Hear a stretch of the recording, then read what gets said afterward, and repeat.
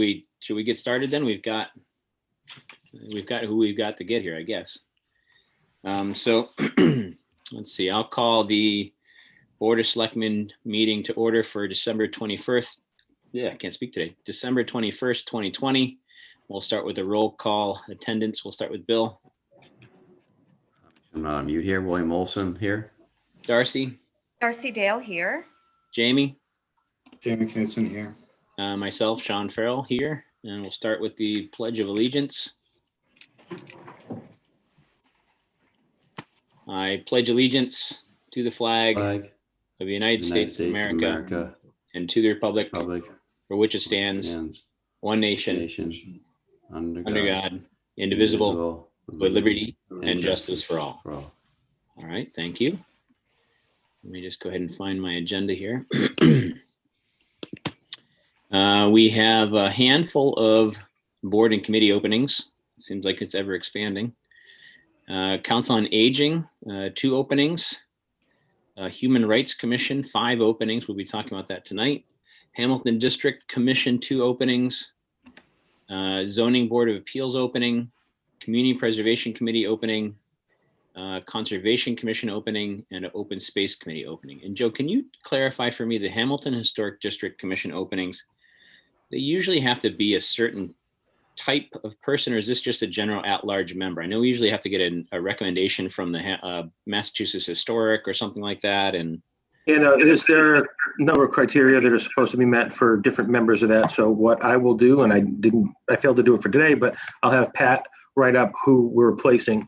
For instance, somebody has, there has to be one member who's an architectural member, 2 members have to be from within the district, residents within the district, things like that. So we'll clarify that for the next meeting. Sorry about that. That's okay. I knew there was some, not a catch to it, but some more kind of procedure and a specific opening, I guess, that we're looking for. And leaving the Human Rights Commission out of this question I'm about to ask you, but do we have any current applications for any of the other positions right now?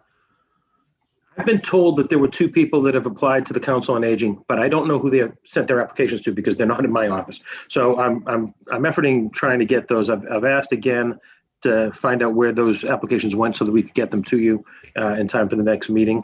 But that was those are the only ones that I know of. Yeah, I believe that we have 2 people that have been. I'm going to say they're serving as alternates on that board right now. I could be misspeaking. Maybe Jamie can clarify because he's the liaison, but I think we have 2 associates or alternates that are wanting to be a full-time board member. And I think the applications are somewhere. We just have to find them. And I think the Council on Aging either is meeting tomorrow and we'll be endorsing them. And I think maybe our next meeting we'll see them. Is that right, Jamie? Yes, that was right about the 2 kind of who've been sort of attending meetings for a little while. We're, I guess, planning on being associate members, but they are willing to become full members because there are openings. Perfect. As you've advertised. All right. And now we have Selectmen Town Manager reports. We'll start with you, Jamie, since it was the last one that talked to you. So. I don't have anything. I imagine you'll give a little bit on the candlelight appreciation, but it was a small but meaningful gesture, I think. Yeah, I think so. Darcy, do you have anything tonight? Yes, we had a town hall building committee meeting last week, and there's some discussion about keeping this going and getting some communication help so that we can communicate to the citizens that this is a human rights, civil rights issue, and it's the most important one facing this town. We're the only town in the area that does not provide ADA accessibility for every single person in this town. And we also think that where we have, it's shovel ready, it is shovel ready, and it's a short-term project. So we've got all our ducks lined up. We would really like to have some support to see if we can get this on the Springtown meeting, because I think with proper communication. And if people understand what it really means for us as a town, to be the only people that don't have ADA access, I think that we could have success at the ATM. So we're hoping to do a little bit of research and find out how we can either form a Friends of the Town Hall or find a source of funds that would help us with communicating to the general public on why this is a critical, important initiative for the town and for the people who live here. You know, I know that there was some discussion about parents worried about the fields and the schools, but the school is a long-term project. You're talking 8 to 10 years, and the school committee has to do the work. It's just not going to happen without them doing the actual work. So they need to really start digging in on that if there's going to be anything happening in 8 to 10 years. With regard to the fields, that's a midterm project, and you're looking at 5 to 8 years. But again, we have the money. Hamilton has the $500,000 in escrow plus interest, but we can't do anything without Wenham's contribution and some fundraising. So it's on the parents to restart that whole effort and stick to it, because nothing, again, is going to happen unless the parents get behind it and do the work, which means we only have one shovel-ready project. We've got the funding lined up. We've got the town hall temporary housing or of the offices lined up. Everything is lined up. It's like the great conjunction. Everything's lined up, ready to go. The interest rates are really favorable. The bidders that we did speak with said they were willing to hang on for a while and keep the pricing, because, you know, once the vaccines become more and more available, you're going to see a big restarting of the economy and people building and renovating and all that. So if we could slip it in and get it done, it's $10 a month, and we might be able to even make it less than that. So I think if we communicate and it's not going to be on our tax rolls forever. As I said earlier, we have money coming off, millions of dollars of debt capacity coming off in 26, and another millions of dollars of debt capacity coming off in 28. These could be used for the schools, but in the meantime, we have no ADA compliance, and we have a very dysfunctional building that's falling down around our ears, and it's dangerous. And I know that Tim Olson is very concerned, to the point where he's thinking of moving the second floor to the Gordon Pilgrim Hall at any rate, just to make it accessible for everyone. So I think if we put our heads together and come up with a plan, I'm really optimistic we can turn the corner on this.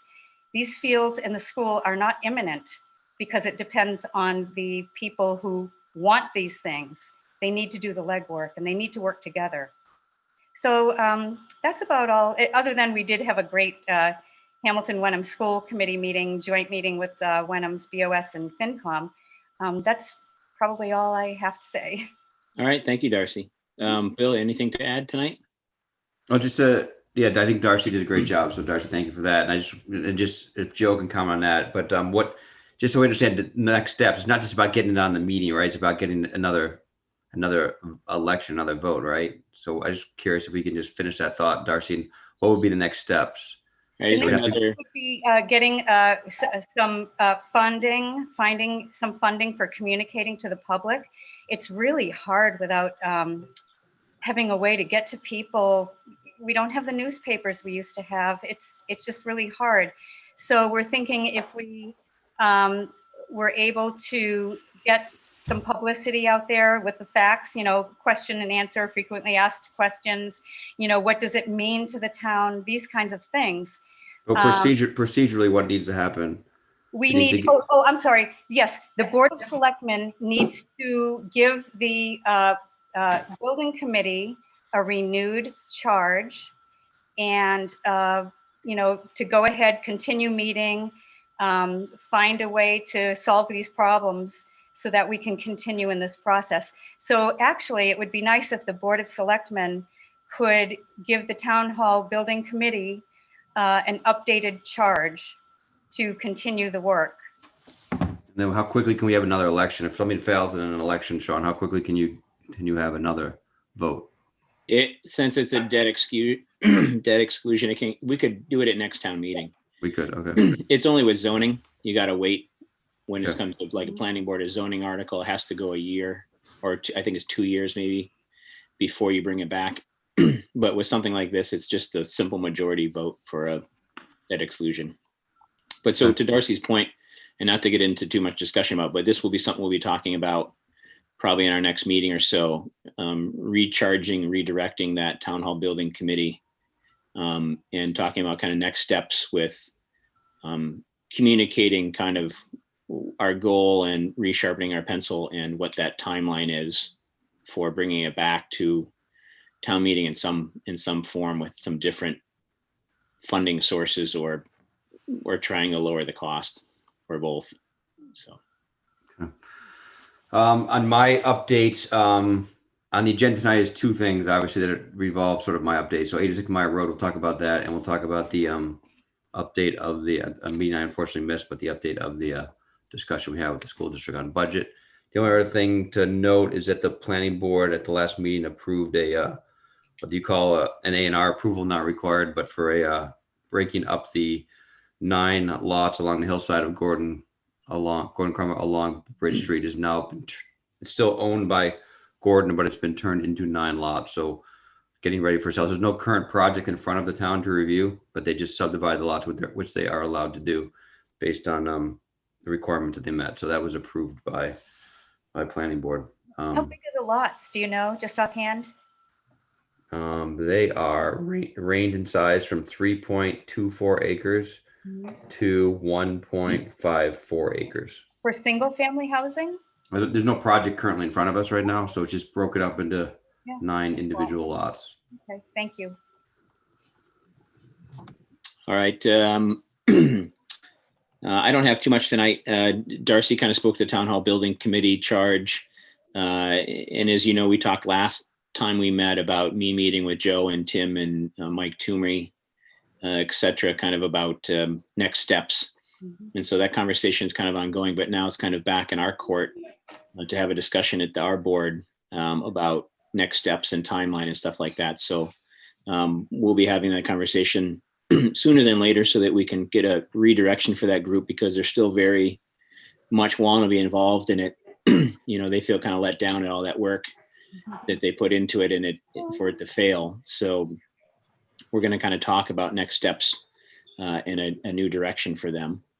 Also, tomorrow I'm meeting again with a kind of a pseudo communications group with David Wanger and Joe and a few other stakeholders about forming an umbrella group, which would be, and I think I've mentioned it before, but if I haven't, I apologize, but kind of forming a group with board chairs from different committees where we have various meetings throughout the year and discuss and share kind of what each of our boards are working on so we can align them with, you know, our upcoming master plan and things that are going on in town. So we're not not really fighting, but siloized. And we all have a kind of a common direction and theme. So we're not just kind of doing things piecemeal. And then hopefully it gives us a better direction and charge into where we're going with Hamilton.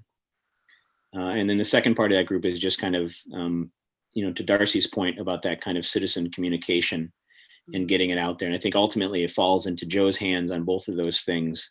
But we're kind of trying to help him facilitate, make it easier for him to handle all of this kind of communication demand that we have, whether it be from volunteers or forming a position or a committee, or we'll kind of see how it goes as we talk more. We had a good meeting with the Hamilton Wenham School District. We'll talk about that in our meeting. And then the thing that Jamie mentioned earlier, the candlelight appreciation ceremony for our public safety officers went well because it wasn't snowing on us, which was great. Had a pretty good turnout.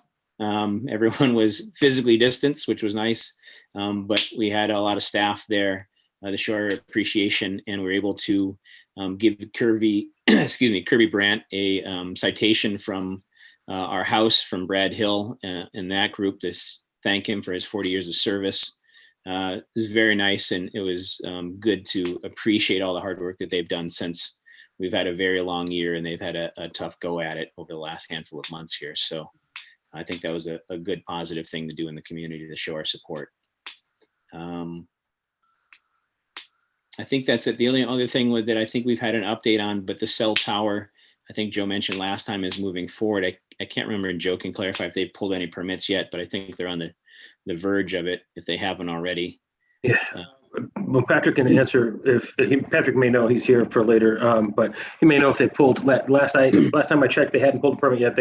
They were finalizing the selection of the contractor, the construction company to build the tower. So they had sent us along several pieces of documentation noting their agreement with HHDC and its acceptance by the FCC, et cetera. So all the paperwork aspect is done. They just need to pick their construction company and pull their building permit. So, right, and to add to that, I think the next thing is to review our application or our RFP with the public safety building and see if that's still a viable place for another tower or where it may be in town for our next kind of filling the gap in our communications with cell phones. I know with everyone working from home and power outages and everything like that, they've gotten better, but there's still an issue with landlines. So it'd be nice to get a better cell phone service in town for everyone working from home.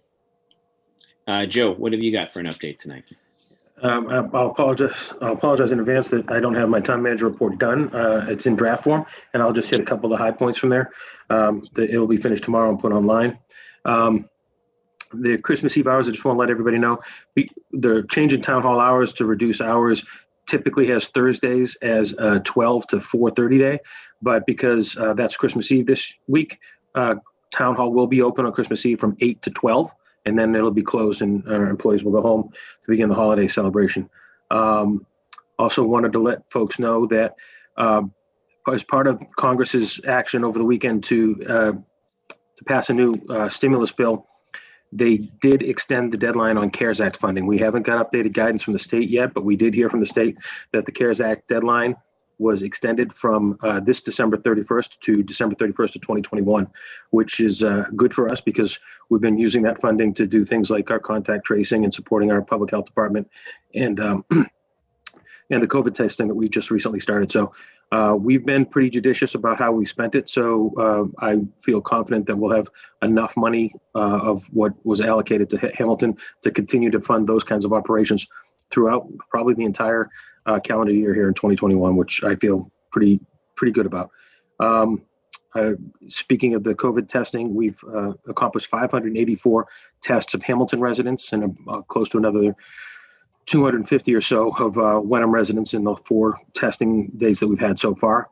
We have more coming up this week. And with the announcement of the CARES Act extension, we expect to be announcing many more coming up, hopefully in January into February, March, as long as we need to.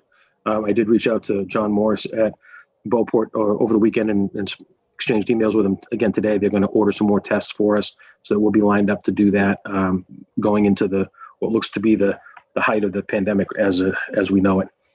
Also wanted to let folks know that Joe, if I could just jump on that too. I mean, it's been anecdotally, I've heard it's been very successful, not much of a wait, very easy, very quick results within 24 hours on your email. So, I mean, it's something that if people are sort of wondering how it goes or concerned about going or wait in line, it's been very easy. They do a very smooth operation over there. So just fill out your form ahead of time, download it from the website, fill out your form ahead of time, and you'll be in and out of there in 10 minutes.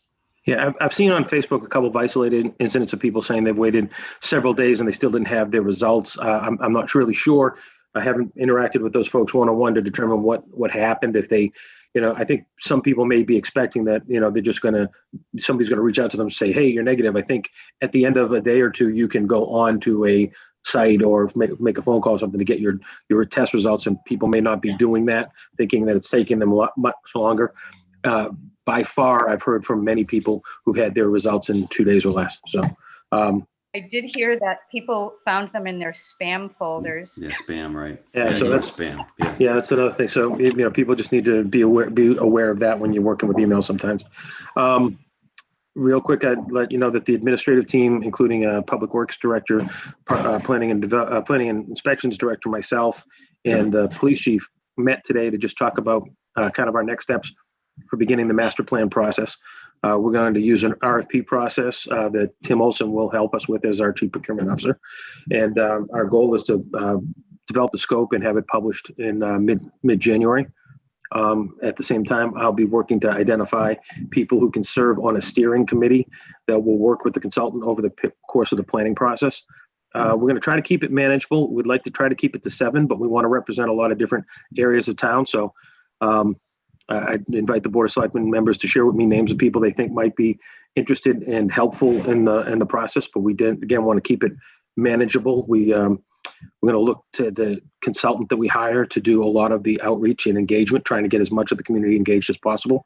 That will be one of the review criteria of the RFP process, is somebody that has demonstrated experience in community outreach and getting interaction and feedback from the community at large. So just wanted you folks to know that we got the funding at the special town meeting in November, and we're already in the planning stages to try to get that consultant brought on board as soon as possible, so we can start that process.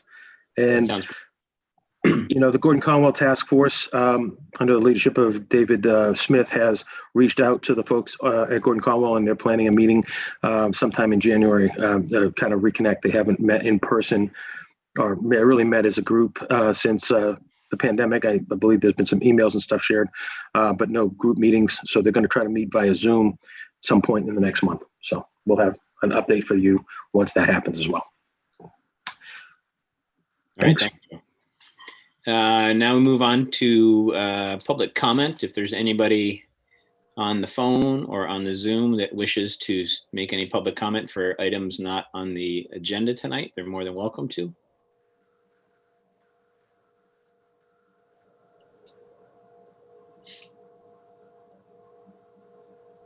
All right, we'll move on to our consent agenda. On our consent agenda, we have approved the minutes of December 2nd, 2020, and also declare surplus property from Patton Homestead. And Joe, you can correct me if I'm wrong, but I believe this is various furniture items, patio furniture, etc., that's in the homestead that we'd like to basically move out so we can move in our tenants renting the office space with the agreement we're working on.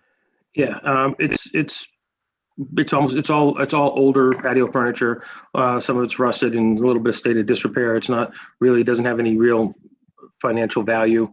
I would like to be able to move on from it. There were several pictures that were included as part of your packet. I believe there was a total of around 19 or 21 pieces. It's just some of it's white wrought iron, some of it's other kinds of patio furniture in various states of repair that we could just move on from. Our partner with the Incubate property doesn't have solitary access to the outside, the patio and the outside, but they will. They do anticipate their people occasionally using it, so they're willing to bring in some newer furniture that'll look nicer out there, and we just need to make room for it. So, and that'll be at their expense, not ours. So. All right. Anybody want to make a motion? I move that we vote to approve the consent agenda. Second. Bill, was that a second? That was a muted second. Second. Okay. We'll start with you, Bill, for roll call. All those in favor say aye. William Olson, aye. Thank you for getting Darcy? the meeting minutes done so quickly. That's all right. Darcy? Darcy Dale, aye. Jamie? Jamie Knutson, aye. Myself, Sean Farrell, aye. All right, that moves us on to our agenda. Excuse me. First topic up is 86 Maya Road update. There's some updates in your packets, and this is something that Bill and myself, obviously Joe and Patrick Reffett have been following since we had a meeting a little more than a year ago, I think. We had concerns from the neighbors. A year and a half ago, yeah. Yeah, about a year and a half ago on the project. And it kind of, to put it bluntly, had been derelict for a long time, about a decade. And then we had a talk with the owner or co-owners of it, brought them into a meeting, and basically let them know they were in violation of our bylaw and they had to upkeep the property and finish it. We gave them a timeline. We're kind of beyond that timeline now, but they have come pretty close to finishing the property. And Patrick can opine on this a bit, but I think they're waiting on some cabinetry, and I think due to some COVID stuff, probably we have a little bit more of a delay, but I think they're in the tail end of it. And Patrick, maybe I'll let you speak to this if you want to. And Sure, thank you, Sean. I've done some checking on the property, both there as well as here in Town Hall. The taxes are current, they've been all paid up. The building is secured, nothing's open. There is a no trespassing sign displayed. The exterior has been finished for several months now. There's a caretaker that occasionally comes to the property. I noticed that they had done some snow plowing in the driveway. I've also pushed them to make sure that mowing gets done during the season, which did happen. I do know that they need to renew some of their building permits. The owner is aware of that and has advised the building department that he'd be bringing in the princely sum of $60 for the extension. But we're expecting that, and we'll keep after them to make sure they do. I can tell you that there has been a general slowdown on the property during the COVID period. They did quite a bit a year ago, but beginning this spring, there was a general slowdown. However, as you heard me say, the exterior has been finished. In the interior, the plumbing is installed and working. The house is heated. There is some kitchen equipment installation that still remains, and that's going to take place next. We also have been in communication with the owner. He tells us that he intends to move in to the property on June 1 of this year, which I think everybody will be happy to see a constant presence there. And I think that's all good news. I know it's longer than the residents of that neighborhood would like as far as the finishing timeline. I totally understand that. You've had a kind of a blight on the neighborhood for a decade, and it's tough to be patient with it, right? True. But I think it's good progress. I think, part of the issue here and why we're talking about it tonight is because we did have a handful of residents email us about the progress of the property and asking us to do something about it. And kind of part of our talk tonight, or at least the update, I think is great, but part of it, I think, is what exactly can we do when we have a property that has been on our abandoned and dilapidated kind of bylaw trigger, and at a certain point, it gets to a point where it's not in violation of that anymore, but it's still not a finished property. And, do we think, or at least I think, that we should maybe speak a little bit more amongst ourselves or the planning board and see what we can do to tighten up the bylaw, if anything, and find a way or a mechanism to, I don't want to say draw a line in the sand, but try to figure out something as far as timeline. Once we give an ultimatum to a property, he could stay in this state perpetually, or at least until his building permits run out, and then he would have to reapply. Does it become a question of how many times you can extend a building permit, or is there an added cost to renew a second extension on a building permit, et cetera? I think it opens a lot more questions. I think it was a good start with the bylaw we passed, but I don't know if it's the end all be all, especially in a case like this. On, I mean, a lot of times they will say that that you must have an occupancy permit within a certain length of time. And there may be consequences if you go beyond that, that could really have some bite. Right, some fines per day or per Yes. week or Yeah. whatever the case may be, Yeah. as far as I you think haven't gotten occupancy by this date. Yes, yeah. Right. Tie that to it and you'd probably have, we'll probably have better luck. And Bill, were you on the planning board at the time, or were you on our board at the time when this was? I think I was, yeah, it was a good question. I think I was between the two, but yeah, I mean, this wasn't, you know, I think I think the bylaw can need to do some updating, right? We passed it, and I think as we find with a lot of bylaws, when you pass a bylaw, you sort of miss some of the worst case scenarios you didn't anticipate. So I definitely think that because that was just, you know, that wasn't projects in construction that were delayed. That was old buildings that hadn't been touched in years and years. So it was sort of this was a different animal. But I think that you had some good ideas, Sean, about, you know, fees, right? We talked about finding them, but they didn't fall underneath the, you know, underneath the description of the fines, and then you would have, you know, you would have been litigation. We would spend more money on attorney's fees collecting the fines. We would have gotten on the fine. So, Right. But I think we need to take a hard look at how to enforce it, because I think money would maybe motivate people to finish. And I think also the building department and planning sort of lost money with all this review. So maybe as you extend a building permit, it gets exponentially more expensive to do that. I think that would make sense. We would recoup some of the costs we spent doing what we did, and then they would obviously be, you know, be motivated to not keep renewing it. So I think Right. that's something we should definitely look at. Right. And Patrick, kind of follow-up question to you.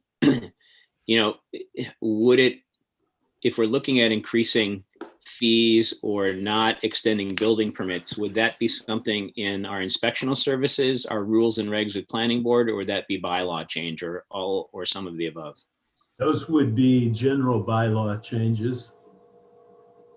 And you know, the unfortunate double-edged sword of, you know, not providing building permits to people, you know, who want to do their property but are just slow doing it, is you unfortunately are impeding them from investing in that property, which is really the point of where we're trying to take them. Right. So catch-22 a little bit. Exactly.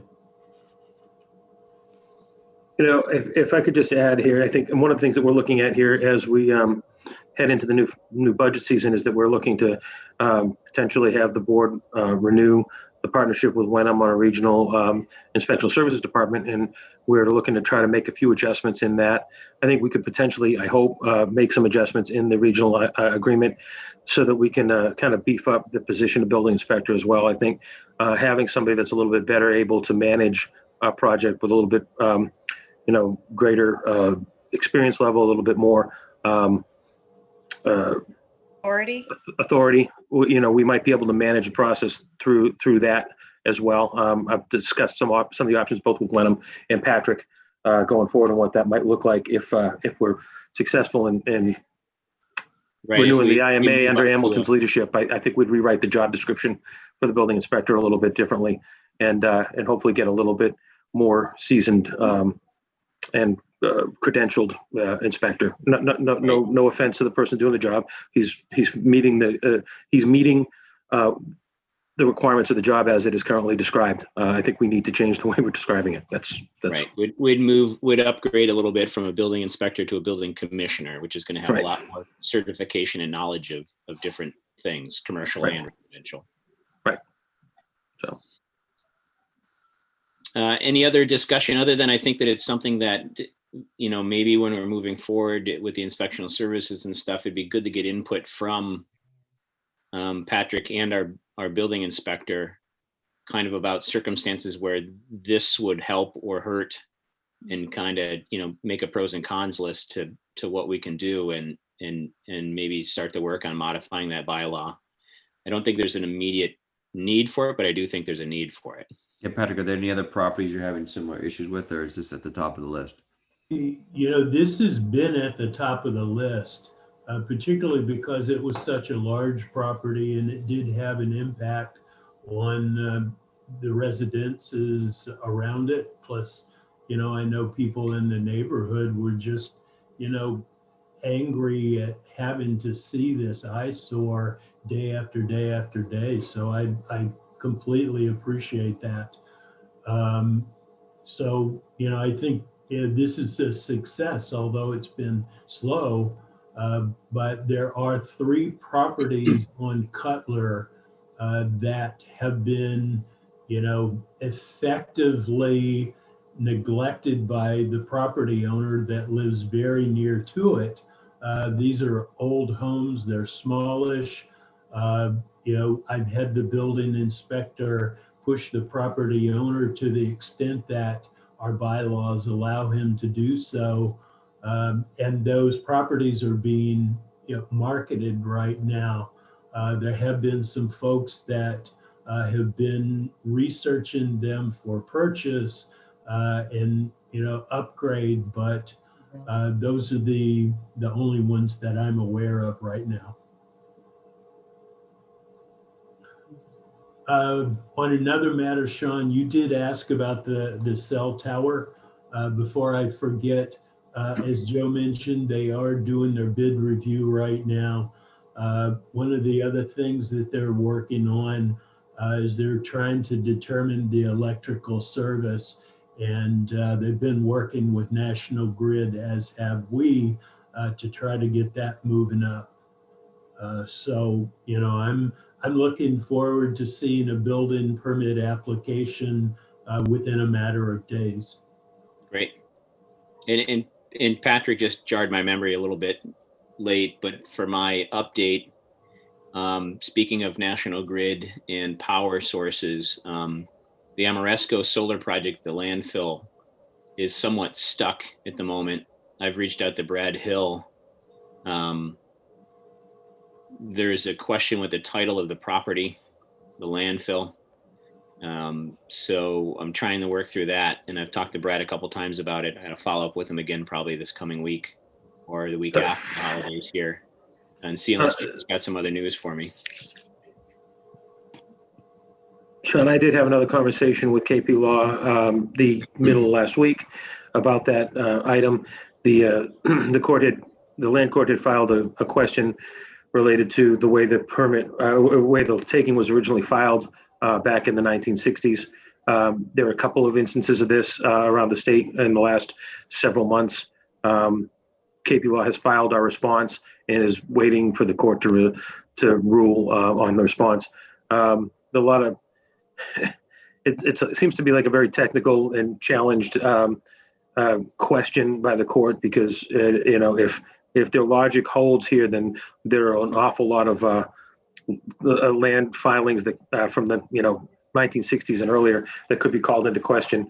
But our attorneys have filed the proper paperwork to try to get that taken care of, and really we're kind of waiting for the land court to just make a decision. I'm not sure legislative pressure would help or hinder us in this endeavor right now. I know the court was challenged back in the summer as things were opening, as the courts were being opened back up, and they're dealing with a lot of things that had built up during the lockdown, and they tried to get things as quickly as they could, and some things got to get continued. So I think that I'd be nervous about trying to rush them too much, only because I'm not sure that the ruling will come out in our favor if we don't let them to do their due diligence and look at our response. So just right, but it's in the works nonetheless. We're trying to move forward on it. I feel it's been an excruciating long time since it's just been sitting there and ready to go online. So yeah, it's odd, right? You had the special town meeting less than a month after I started, and then and this past town meeting and everything was fine, and it's the only thing from that special town meeting that still isn't complete. The solar field is up; it's just not plugged in. They can't, they can't plug it in until they can get until Amoresco can get the insurance. The insurance can't get covered until this S petition gets completed. So it's a little bit of one of those. We just kind of have to wait for the court to do what the court does. Ironically, I always expected it was going to be the utility that was going to slow us down, and that didn't turn out to be the case. It's the courts that slowed us down. Right. So. All right. Any other comments dealing with 86 Meyer Road or our potential bylaw update? All right. If not, we'll move on. Up next, we have license renewals, and I think there was a good handful of them in your packet. And Joe, if you can cue that up for us.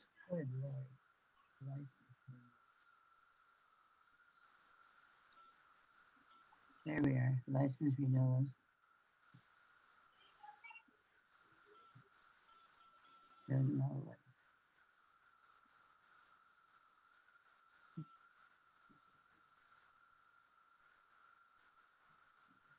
Oh, there's the furniture. I was writing, why did you put it on buy nothing?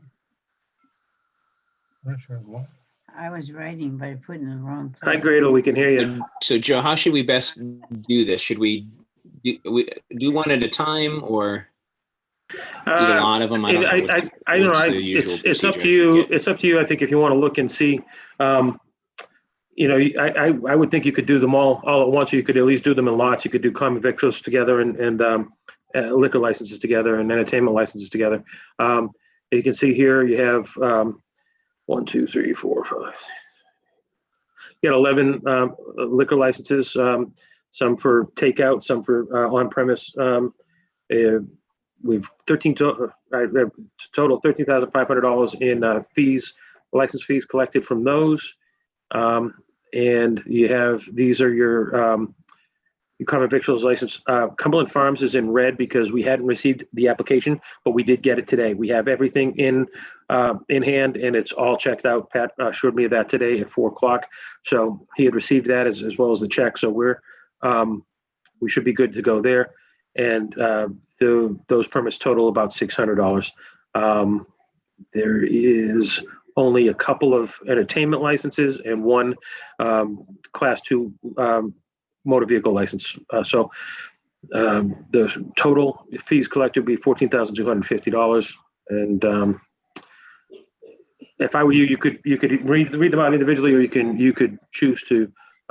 Maybe what we'll do is just so we're kind of keep them separate together. Got a couple questions on some of them, Joe. So yeah, so maybe we'll let's answer questions first, and then we'll, if it's all right there, maybe we'll do a motion to approve kind of the different types as a group as printed in our packets. Does that seem to work for everybody? So the first one would be like liquor license renewals. You'd make a motion to do all the liquor license renewals, and then make a motion to do all the common victualler license renewals, and then so on and so forth with the rest of them. And then we could answer questions beforehand if we need it. And these are all renewals. There's no new ones. So that's right. They're all renewals, and all the paperwork's in order for all of them.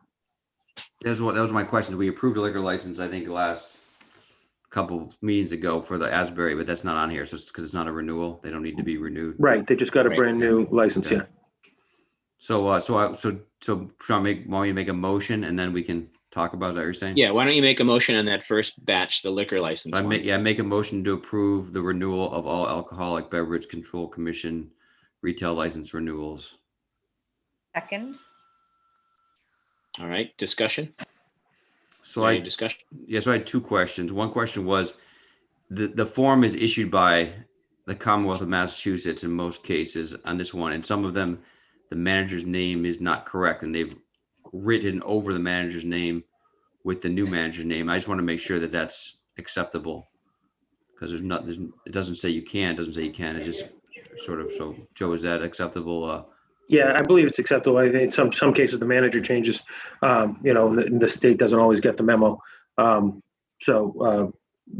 wrote in the new manager's name, but that should be fine. Okay. And the other when question, we print the license, that new name would be on there. So Right. Okay. The other question was in the on the license, retail license renewal for Black Cow, which is underneath Beverly Beer Inc. The question number 4, it says the premises are now open for business if not explained below, but they didn't explain below why they're not open. So that was the only one that's not open for business currently. So once again, they didn't fill it out correctly. I'm not sure if that's an issue or not. No, I think that their point of view on that would be that they have they maintain the ability to open. They're choosing not to open for whatever their reasons are related to the pandemic. feeling that they can't make money with the reduced seating capacities or whatever it is. They maintained to us when they filed and came in with the paperwork that they intended to reopen, quote unquote, when the pandemic is over. And they just wanted to renew the license so they'd be able to do that. Their business is still a going concern. They're still operating in their larger restaurant in Newburyport.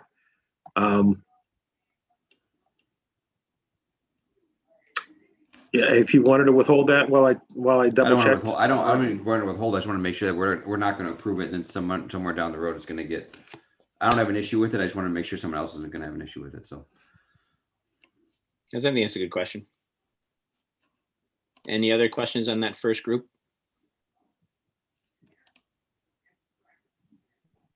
All right, so I'll call the vote then. So all those in favor of granting the first batch of licenses, liquor license renewals, we'll say aye. We'll start with Bill. William Olson, aye. Darcy? Darcy Dale, aye. Jamie?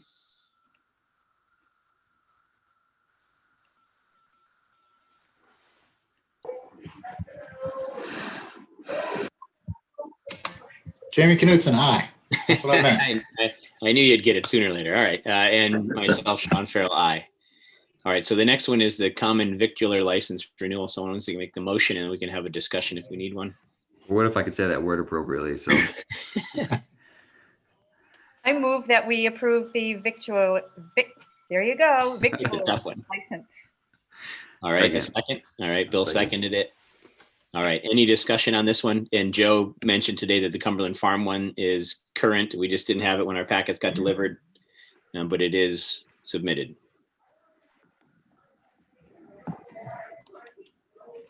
Yeah, I didn't have any question on these ones. So No, these are all just kind of the usual suspects for the most part here. Hey, Joe, just another question. Do we have anybody not renew? No, not every license we sent, every renewal we sent out came back. Okay. Cumberland Farms was the one that took the longest. And then when we pushed them this late last week and earlier this week, like, hey guys, you're gonna not be able to open. What's going on? Right. The store manager said, "Oh, I thought corporate did it." And the corporate manager said, "Oh, I thought the store was doing it." So they got together and they finished it last week and got it into us today. So. All right. So roll call vote. All those in favor. We'll start with Bill. William Olson, aye. Darcy. Darcy Dale, aye. Jamie. Jamie Knutson, aye. And myself, Sean Farrell, aye. Up next, we have entertainment license renewal. I make a motion that we approve the entertainment license renewal for American Legion and Indigo Restaurant Corp. DBA 50 Walnut. Second. All right. Second. Any discussion? All right. Pending no discussion. All those in favor, say aye. We'll start with Bill. William Olson, aye. Darcy. Darcy Dale, aye. Jamie. Jamie Knutson, aye. And myself, Sean Farrell, aye. And last but not least, our Class 2 license renewal for A&M Motors. I move that we vote to approve the Class 2 license renewal for A&M Motors. All right, a second. Second. All right, any discussion? So there's two. I thought there were two automotive shops over there, but we're only approving. Is that the other one not a class 2? The other one said that they're not doing it anymore. I don't know if they'll change their mind, but I don't know if they've been impacted by the pandemic. But there were technically 3 others that had been advertising cars, but the other 2 said that they're not looking to renew their license right now. Okay. Okay. Yeah, I was going to say I thought there were more, but all right. All right. So any other discussion? All right, we'll call the vote. All those in favor, Bill. William Olson, aye. Darcy. Darcy Dale, aye. Jamie. Jamie, aye. I myself, Sean Farrell, aye. All right, thank you, everybody. And Joe, we'll have to sign those at some point, right? Yeah, so thanks for bringing that up. All these would need to be signed by the board members, so we'll have them available on Pat's desk sometime tomorrow morning. And hopefully between then and January 1st, you folks can make arrangements with Pat to stop by and sign them. Okay. All right, so up next, we have rollout of our mandatory compost program in discussion tonight. As you all know, we've moved forward with helping the environment and trying to get people to compost more. And I believe we have something in our packets. There was nothing in the packet, but I Nothing in the think it's packets? separate from that. Did Pat send it? Was it a later attachment, maybe? Let me see if I can find it. I thought he had sent it. There were two pieces. There was one, a ban of organics in the trash stream. And the other one was a draft of a letter that would be sent as part of the rollout to all residents in town, probably in a water bill or some other bill. There were some blanks in the letter that left to be filled in by myself and Tim, but we were working on that last week. Did you find it, Sean? Sean, I can bring them I'm up. just looking for it right now here. Just give me a second for my computer to catch up. And while I'm looking for it, Joe, you can maybe talk about your meeting with Casella and some rollout and stuff like that. Sure. So Tim Olson and I met with Casella via Zoom last week. That was following a meeting that we had with Ann Giroux and Gretel Clark. And we discussed the desire and the Board of Selectmen's desire to go with this organics ban. Casella was happy to transition to that. We discussed with them making some adjustments to the current rejection sticker that they use. They currently have an other line where they would either check off other and say no green bin, for instance, or they may change that section and print new stickers that would have that as an option for rejection. They were very satisfied that the idea of the rollout was really simple. They come down, if there's a green bin with a black bin, they can take the black bin. If there's a black bin that has a sticker on it that says that they're exempt because they do backyard composting or some such thing, then they could take the black bin. But if they come down, there's a black bin and no green bin, they leave the black bin and put a rejection sticker on it. They suggested that, a very late January or early February rollout so that we could have some time to notify the public of the change, and they could work with their drivers to make sure that they would be prepared for the change. We kind of agree with that. So Tim and I were proposing that we look at rolling this out the first collection in February. That would give us time to print the new stickers. It would give us time to send to every home the informational literature, and you folks could choose to adopt that organics ban as proposed, or with some changes either at this meeting or the next meeting. But John and Jack, John Tognazzi and Jack were both very happy and willing to work with us on this. They've been satisfied with us. And I even got them talking about making some changes to the contract as regards recycling and, some of the other concerns that we had there. They're willing to talk with us further about that. So overall, the meeting was very positive, and we just need some guidance from you, what you want us to do. So I found the draft letter that Gretel sent today. I don't know if it's any different from the previous version. And then I also have from Gretel a compost policy implementation chart. I think I have maybe two of that open. I don't know if they're any different. They look the same. They're the same. And so, Joe, unless you have something different, I can. No, I know. I'm right into Gretel's thing here. Let me hold on.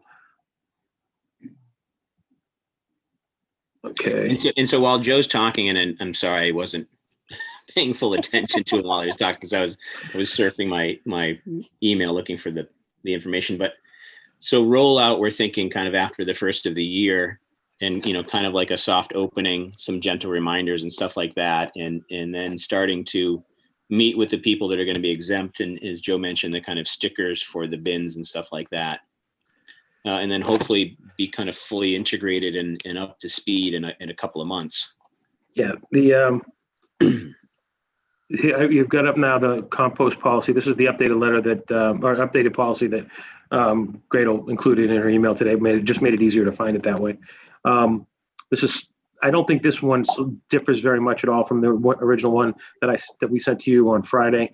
But the letter she sent today was slightly different, I think. Yeah, we were hoping for a rollout, Sean, of the first week in February. That would give us time to order the supplies, make sure that people, we're gonna spend January making sure that people have their green bins. We know that everybody was given a green bin, but for various reasons, some people may not have them anymore. Just give them we'd spend some time over the next couple of weeks letting people know when they could come in, how they could come in and purchase a new green bin. Send that letter home, make arrangements for them. For people who are backyard composters or have some other reason for not composting, they could reach out to the town to get a sticker for that, and that's a sticker that Tim has designed and is ready to order once you told him to. So we can get that in a kind of we're thinking like a bright green or something that would stand out against that black, that we just give those to people. We thought about having some kind of a sunset, a determination that they'd have to be, I don't know, either renewed every couple years or when make some kind of note so that when the house changes hands, the new person moving into the house doesn't just get the benefit that the old person composted, right? But we feel like we could start to inform the public in the month of January, roll out in the beginning of February, and hopefully by the beginning of March have everybody kind of singing the same song. So we don't have the we have a draft we're looking at, but we don't have a final version. This was, and we appreciate Gradle and Ann taking the time to draft this for us. But until the Board of Selectmen tells us something, we won't finalize the letter that we send until you tell us what you want us to do. I mean, there's some blanks in here for dates and things like that. And I think that's what we need to fill out, right? You just need our direction on the blanks. I mean, I read the letter. The letter seems to be consistent with what we talked about and we voted on this thing. So So Joe, can you walk us through what direction you need from us, and maybe we can help you fill in the blanks, or maybe Gradle if she has any questions. I'll kind of ask. Well, I get asked one thing in the beginning that Joe kind of mentioned, and that it's kind of determining that the sunset clause, or kind of, I'll call it maintenance on those accounts that people are composting. What do you think is a reasonable time? We give people an exemption sticker for, is it a year? Is it 2 years? Is it 3 years? Obviously, it can't transfer when the property transfers. They would have to have another kind of inspection to come in to make sure they're composting, because the new residents might have not the same plan. They may want to do the kind of curbside compost instead of compost in the backyard. What do we think a reasonable time is for a renewal or an inspection or anything like that? It might be, I think, 2 years, but.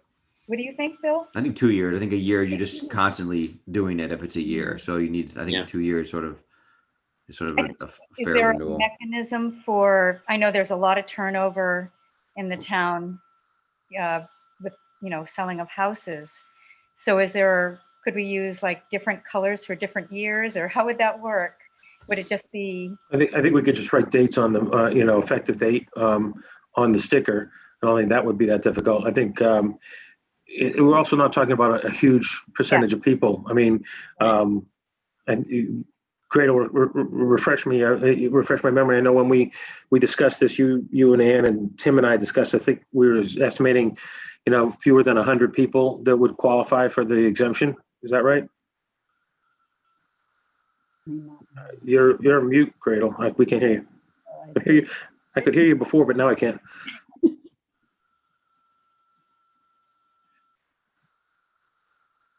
No, I still can't hear you, Gradle.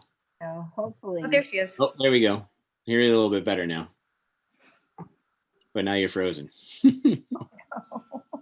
I think, though, while Gradle's kind of figuring out her connection, is that I'm going to kind of assume we're going to have some kind of a spreadsheet that's going to have these in it.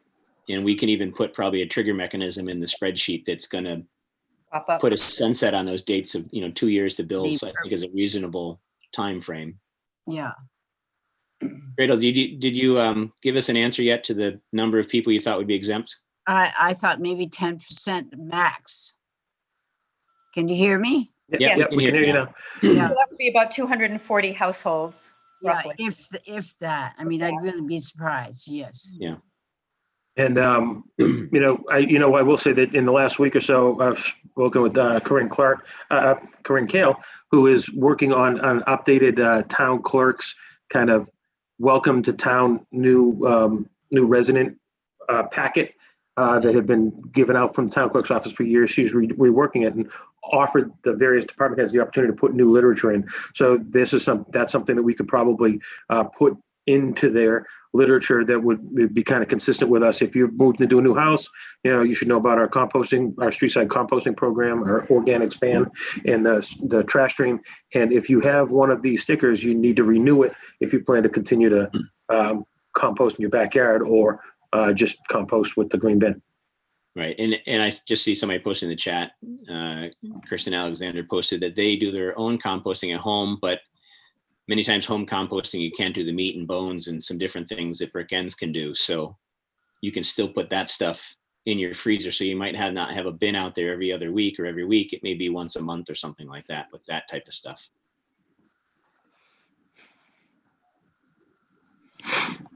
And Gradle, I see you talking, but I can't hear you again. I I apologize. was saying, we There you expected maybe once a month, some people would put their compost out. And that's permissible, as long as they have the special sticker. Right. Clearly, the trash guys will take their bin if they have, if they have a Right. sticker. Yeah, they're not going to leave a green bin. They're going to take it no matter what. Do we want to just kind of go through this paragraph by paragraph? Go ahead, Gradle. I'd just like to add, Joe, I don't know if you're aware, but the waste reduction team sends a letter to every new household. Monthly, a batch of letters go out to every new household about our trash program. So if you are sending a letter out, we could combine them. We could add what we already have written and add that to your notice that goes out monthly. Yeah, that sounds good. Yeah, because otherwise we're using RDP funds to pay for this. We might as well do it all at once. Right. We're lucky we have Linda Morey on our board, and she knows how to find out exactly how many new houses are being occupied.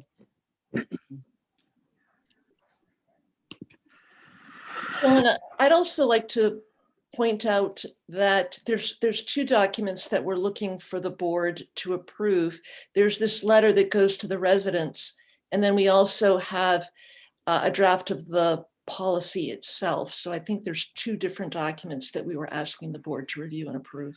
Is the new one up? Did I just switch?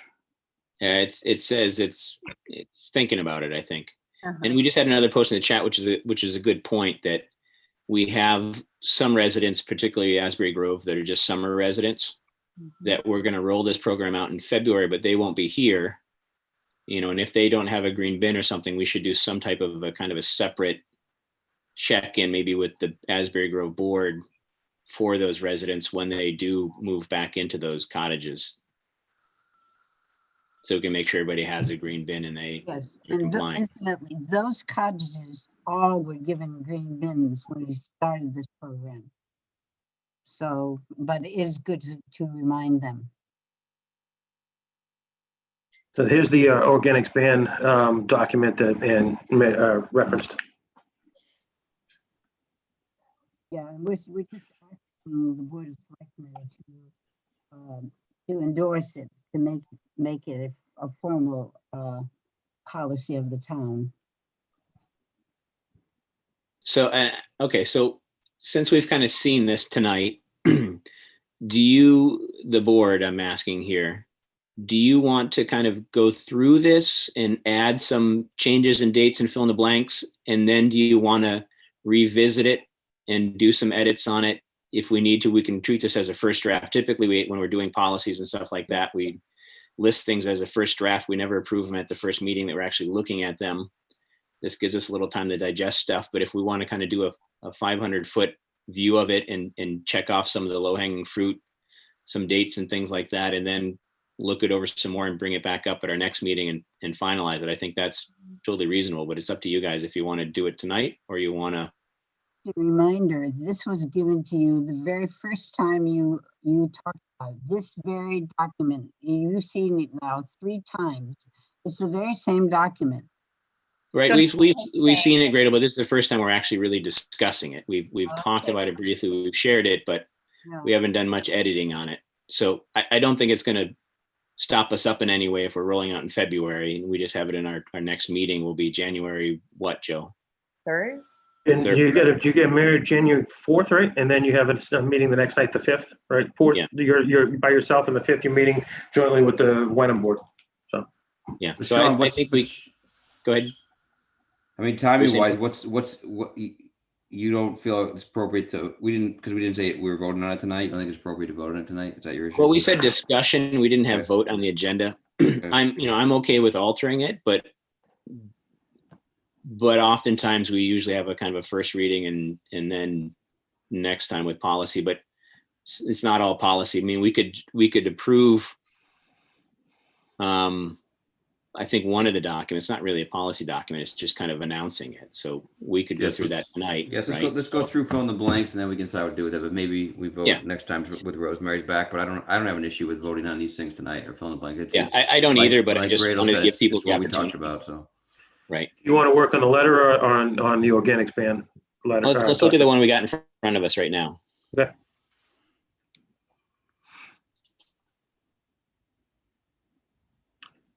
So what we have to do is put the date in on the fourth paragraph, Right.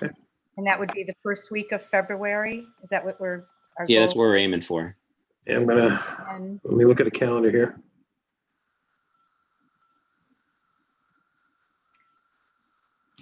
So we could say week of Wednesday, February 1st, because that's a Monday.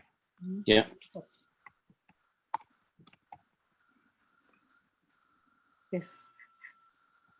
there's a 4 there somewhere. Yeah, I get it. Fat fingers, what can I say? I'm sorry about that. Okay, so then.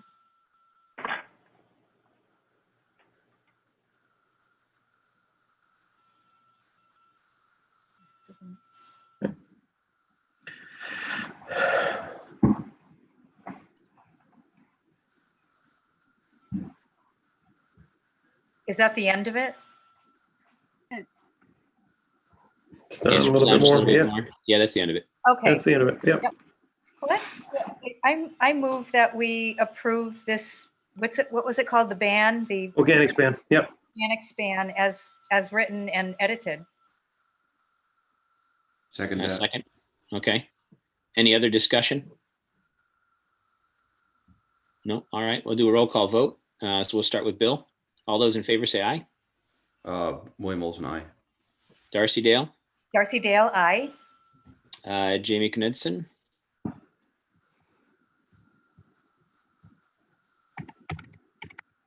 Sorry, I have multiple dogs in my house and they're barking. So I keep putting myself on mute. But anyway, Jamie Knutson, aye.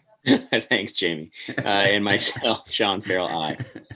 All right. So we've got a formal ban now. It's official. Can that go up on our website right away? Yeah, I'll make a note to Yeah. have Pat put it up tomorrow. Great. And the second document, are we going to take a look at Yeah. that? Yeah, let's take a look at that. I'm gonna try and bring it right back up for you. Hold on, let me see if I can find it.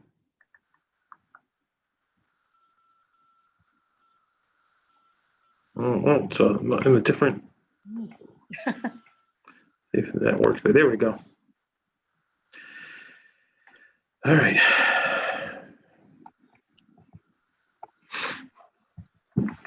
So Joe, we'll can have you make that full screen for us so we can see a little bit more of it, maybe? we'll need a magnifying glass. I don't know how to make it full screen. You're asking You- for technical Do you stuff want me that I to? don't. You want me to share it? Yeah, do I have you in there as a co? Hold on, let me stop share. And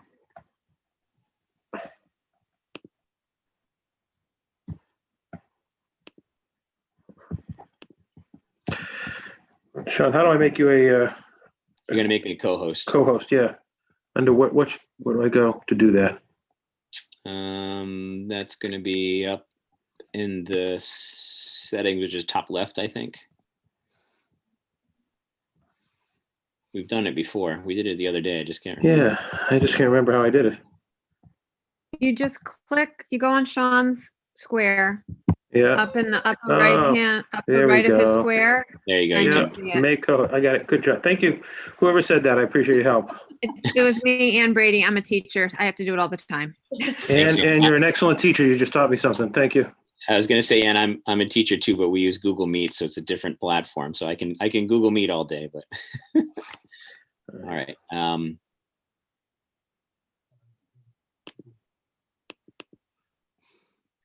right. I think we're seeing it now. Let me know if we're not. So John, you'll have to do the editing Got in it. there because I won't be able to do it. That's Yep, we fine. got it.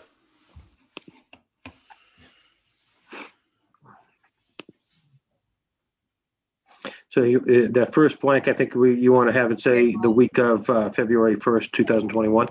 Yep.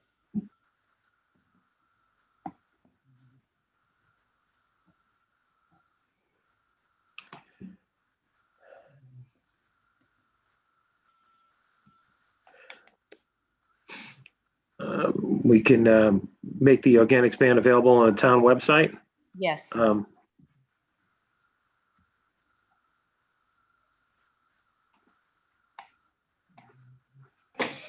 Okay. And then what's our phone number there, Joe? Oh, it was on, you know what? It's interestingly enough, it was on the other document. It was. 557. 5576. Okay. It's 626, it's 626 978 626 5576. 626. Okay. Okay. I think the fee is $15, but if you wouldn't mind putting in the fee is $15, and then I'll double check that before we post it. Okay. Oh, this is for the green barrel? Yeah, I believe the fee was $15. It may be more, but for some reason So- $15 is sticking in my head. Is this And for the green bin? I think they're $32 Yeah. and Okay, 10 cents. I'm way off. I don't know what the $15 is then. I think they're 32.10. You have to verify that though, Joe. Can Gradle confirm that? I think it'd probably be better for me to just double check with Tim. Okay.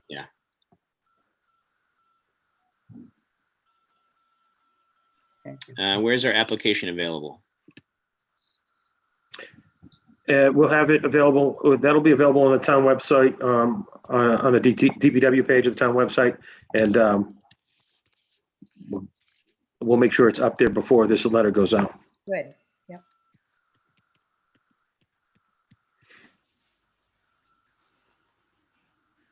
Who will approve the exemptions? It says in there, DPW director or his designee.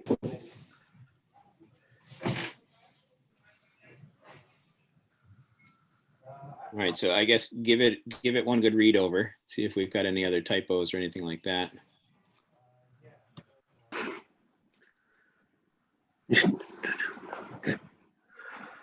That's pretty much it.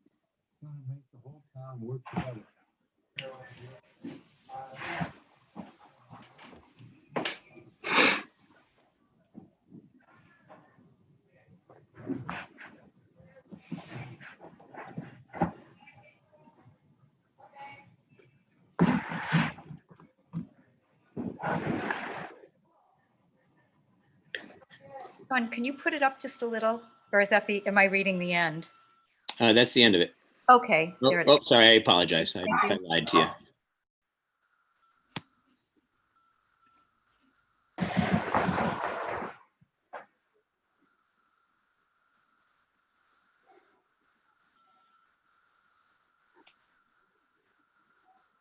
Oh, getting fancy here, sorry. Yeah, that's.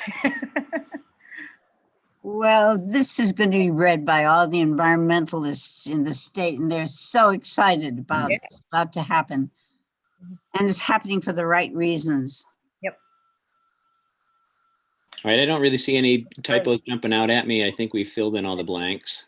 Yep. I think the only thing is verifying this price, which I'm Yes. I think I'm pretty sure that's it, but we'll verify. I just with- I just Googled it, Sean, and like you can buy one online, the same one online for like $38. So I'm guessing Yeah. we're getting a better deal without Yeah. markup. So I'm assuming 32 is probably the the right cost without markup. So Yeah, I just picked up another one from Tim a week or so ago, and I think that was the price for it. That's the Shall I only- make a motion? Yeah, I move that we adopt the Hamilton's new compost policy. But we should double check the pricing just to make sure that it's been entered correctly. a second from anybody? yeah, so this is, sorry, and Sean, this is I'll second it first. Yeah, we'll then have a discussion. Yes, second it. Yeah. Okay, go ahead, Bill. So we sorry, and I just in order, this is the policy, or this is the letter that describes the policy? It's the letter that would go to homeowners that describes the policy. This is a draft letter at the moment to the residents. I just don't like that. I don't like the title says Hamilton's new compost. I don't know. It's just this isn't the policy. This is the letter describing the policy. So I don't know how we differentiate the two. That's my only issue, just to make it not confusing. When we send this out as a letter, it'll be, to date and, subject line. So we'll change the subject line to something like explaining Hamilton's compost program, or Yeah, this is perfect. Something What like John just that. did. So How about Hamilton's updated compost program? yes, perfect. Shall I restate Yeah, that? let's redo your motion then. Okay, I move to amend the motion so that it reads Hamilton's updated compost program. I second that. All right, all those in favor, say aye. We'll start with Bill. William Olson, aye. Darcy, Darcy Dale, aye. Jamie, Jamie Knutson, aye. and myself, Sean Farrell, aye. Yay. All right, and then was there, we had kind of an implementation checklist that Gradle and Ann shared with us. Joe, do you think this is something we need to discuss? Or is this more internal? I think it's internal. I think it's something we can handle. Yeah, we'll take care of. Okay. And I guess then I'll just say to you, Joe, if you have any issues, obviously bring it up to myself or the board, and we can talk about it again at our January 4th or 3rd meeting, whenever that is. Oh, can you see this? This is a really nice sticker that Tim came up with. Oh, Yes, And nice and clear. it's a bright, clean, bright green color, and the person who has it fills in their address, etc. And the sticky goes on their trash bin. that'll be easy to see on the black. Yeah. And do we have a this is kind of the minutia, but do we have a designated spot on the barrel so it's universal? Lid, side, front? Actually, John Tognazzi said that they thought it would be best to have it, on the top, on the lid. Yeah, that's what they suggested to us when we talked to them on the call last week as well. Right. It would be easier for the drivers to see it on the top. Trash bin, yes. Okay, perfect. All right, any other discussion about our updated compost program? All right, I just want to say thank you to Gradle and Ann for joining us, and anybody else. This was one of the issues that they joined us for tonight. I think we're moving forward leaps and bounds here. Now it's just kind of the rollout and the communication, which I hope Gradle, you and Ann will help with in getting the word out. And we'll post on our Hamilton Facebook page whatever we can to get people updated and let people know we're not going to be very hard about it the first handful of months, but we're expecting everyone to do the right thing after a little bit and comply. Thank you, Gretel. Thank you. Thank you, Ann. Thank you, Gretel. Thank you. Thank you. All right, and next we Good to see have, Peter back there too. Hi, Peter. yeah, hi Yeah, Peter. Peter, good to see you, Peter. And up next we have meeting minutes process. So we kind of broached the subject a little while ago about the meeting minutes, changing the process a little bit. We've had some discussions kind of with Joe and Jamie and talking about kind of what the state requires. And we've kind of changed our opinion a little bit on it because the state really hasn't approved, what's the word I'm looking for, referencing the Zoom meetings, but we think that we'll still do that. We're not going to overly simplify the minutes. And Joe, you can interject anytime if I'm talking out of turn here, and also making sure that all the materials that we have in our packets are making it into the minutes or citing them in the minutes. So we're in compliance. Anything that I missed, Joe?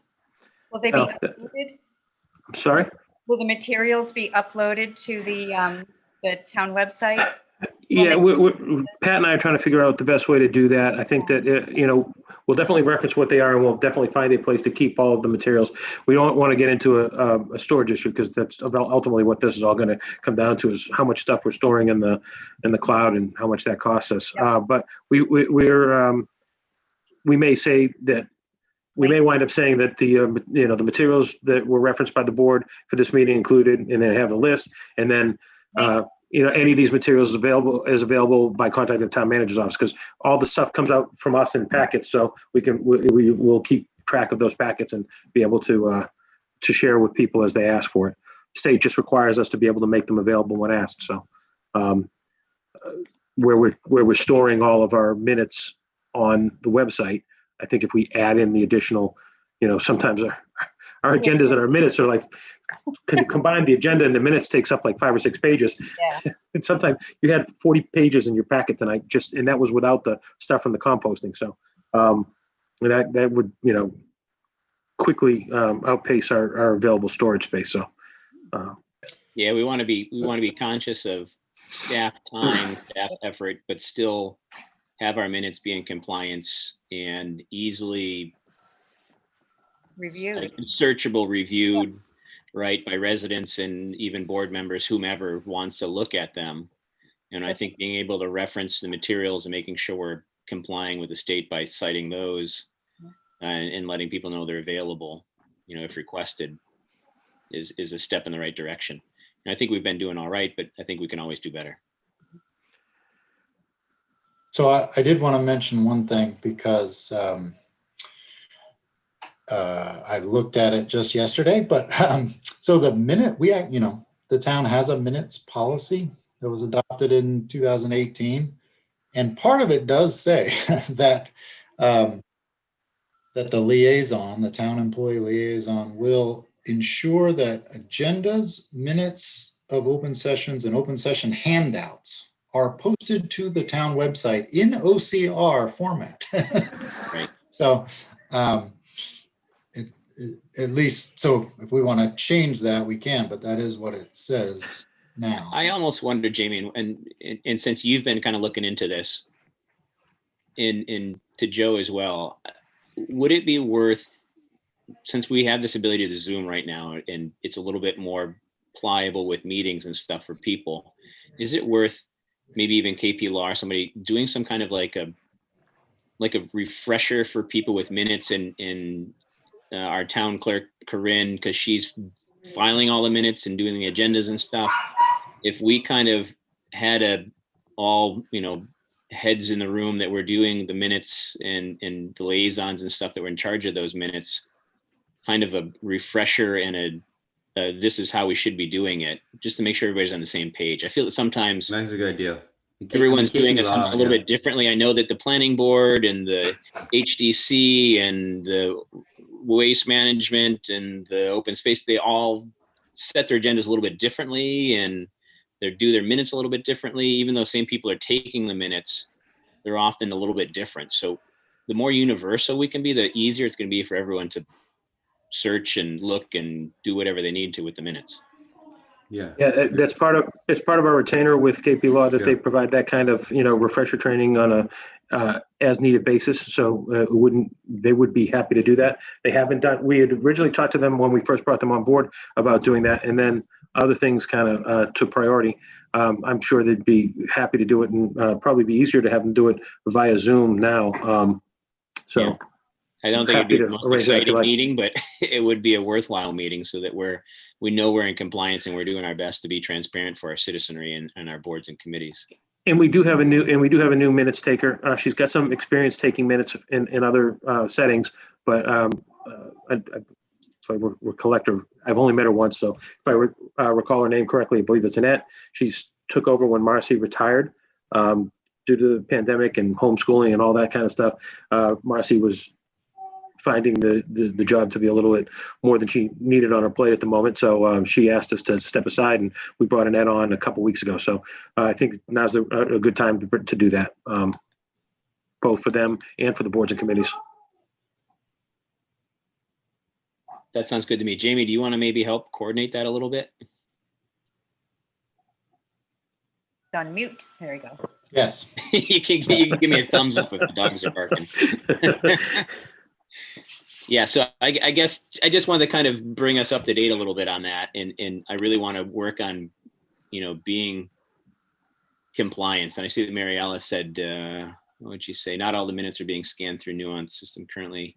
Ooh, Yeah, and I think we should all be that's all. scanning them through and making them all compliant.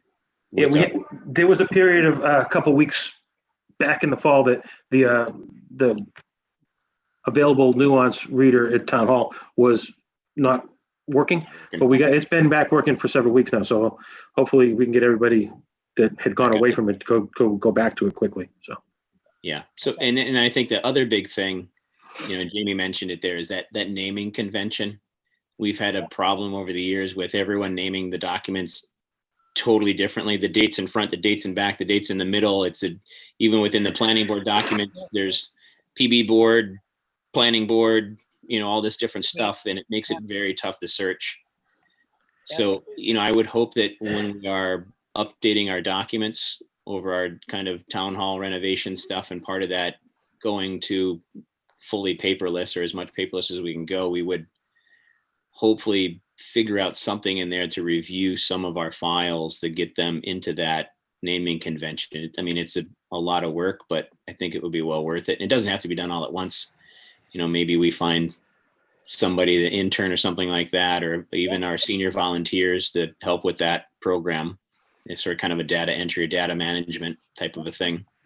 Food for thought. okay, can I just add this? Well, I'll work it out with Jamie. We'll figure out. We'll come to meeting of the minds on what the naming convention should look like, and then we'll try to standardize that across boards and committees with the help of the minutes takers. Yeah. So we have a policy. We already have a policy on the naming convention, and it's fairly Oh, new.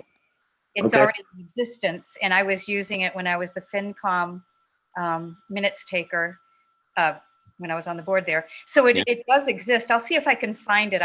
Okay. I wasn't even aware of that one. Sorry about that. Yeah, I know what Darcy's talking about. There's an example in one of our minutes policy documents that shows you kind of an example to go from. So I'll see if I can find it in my pile in my dining room. Thanks, Darcy. And Jamie, you had something to add to that? That's why I didn't know about it. I wasn't in Darcy's dining room anytime recently. Yeah, no, it's one of the Board of Selectmen policies, and I didn't obviously read the whole thing, but it does go on to say that it doesn't necessarily give a whole lot about the convention other than how the date should appear. Right. So maybe we can even update that a little bit to make it a little more concrete if it's not. And maybe even Darcy can give us an example of how she did the FinCom stuff, and we can use that as our jump off point. Right, any other discussion? Jamie and Joe will work out with KP Law some type of a Zoom session about minutes. Okay. Up next, we have recap of the joint meeting with the regional school district and the Wenham BOS and Wenham FinCom, our FinCom as well. Sean, can I just interrupt real quick? Just want to let you know, I just got a text from Tim Olson saying that, yes, 3210, you're right. Good recollection. All right. Back to the school district and the FinComs and the BOS meeting. Darcy and Jamie were there. I thought it was a fairly productive meeting. We didn't solve all the world's problems, but at least we kind of talked that we want to work together more. I did my annual kind of we need to work together speech, and somebody else stole my OPEB speech, but it ended up in there anyway. And I think kind of COVID has, the blessing of it, I guess, is it's made us all realize that we are all struggling for the same kind of pennies in our pocket. And I mainly talked about trying not to compete with the other entities, Wenham and the school, with us, with our capital planning, and to try to work together so that we're not all doing the same project at once. And also that when a project comes up, and I use Town Hall as an example, that it's not competing with a project that, as Darcy said earlier, doesn't have shovel-ready possibilities.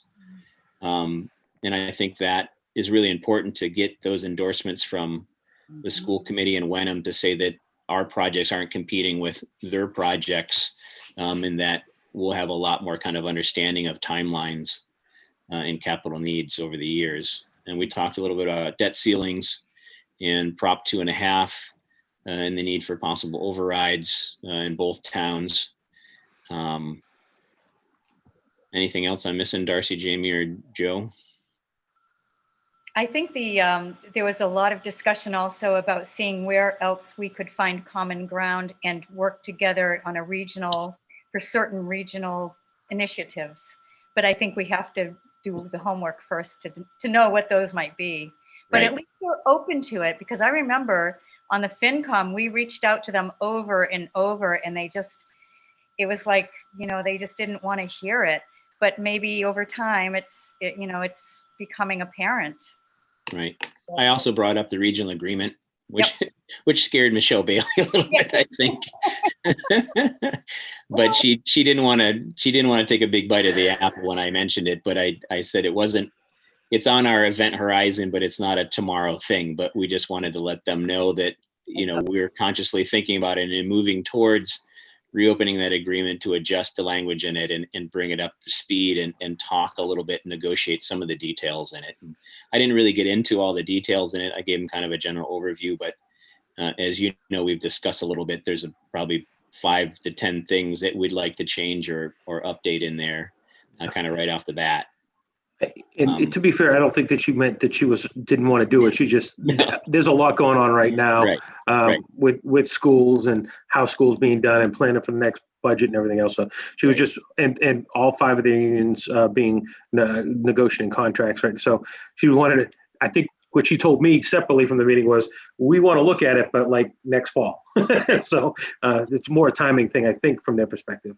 And I think to that point that Joe made there is, I think we should do our due diligence before we bring it back up to them. Now that I've mentioned that we want to do it, I think it's back into our court a little bit to really, take that agreement to KP Law, have them look it over for kind of the legality stuff of it that would need to change. And then we get together after KP Law reviews it, and then we review it ourselves and talk about the things that we want to kind of bake into it, just off the top. And it's some of the things that I'm thinking of right now are just some of the things that we want to change with proportionment and some of the things with, I think the one thing I mentioned was about the election nominations and stuff like that, the certifications with the town clerk and the superintendent's office. We wanted to change that, and there's some other things that we had wanted to talk about a little bit more in depth. But I think, after KP Law reviews it, we've got a little bit of a window here, probably until the fall when we do bring it back to the school committee to talk more. But I'd like to make sure that we've got it all kind of buttoned up, what we'd like to ask for and what we'd like to change in it. I'm trying to think anything else. It was relevant. I mean, to Darcy's point, we talked about more communication and adding in another meeting, because typically they present the budget to us and then we just kind of go, well, okay, we may agree or disagree with it, but we're trying to get another meeting in there beforehand to kind of do a little bit more of a rollout for more discussion. And then maybe another meeting between kind of the I'll call them the higher ups, Joe and the interim town manager in Wenham and the superintendent, to talk a little bit more about percentages and increase and stuff like that. And is that right, Joe? We talked about that a little bit. Am I getting that Except right? that I wouldn't refer to us as the higher ups. I think the chief administrative officers, that's one thing. Yeah. That's some important I would stakeholders. call us the higher ups, but yeah, no, I agree.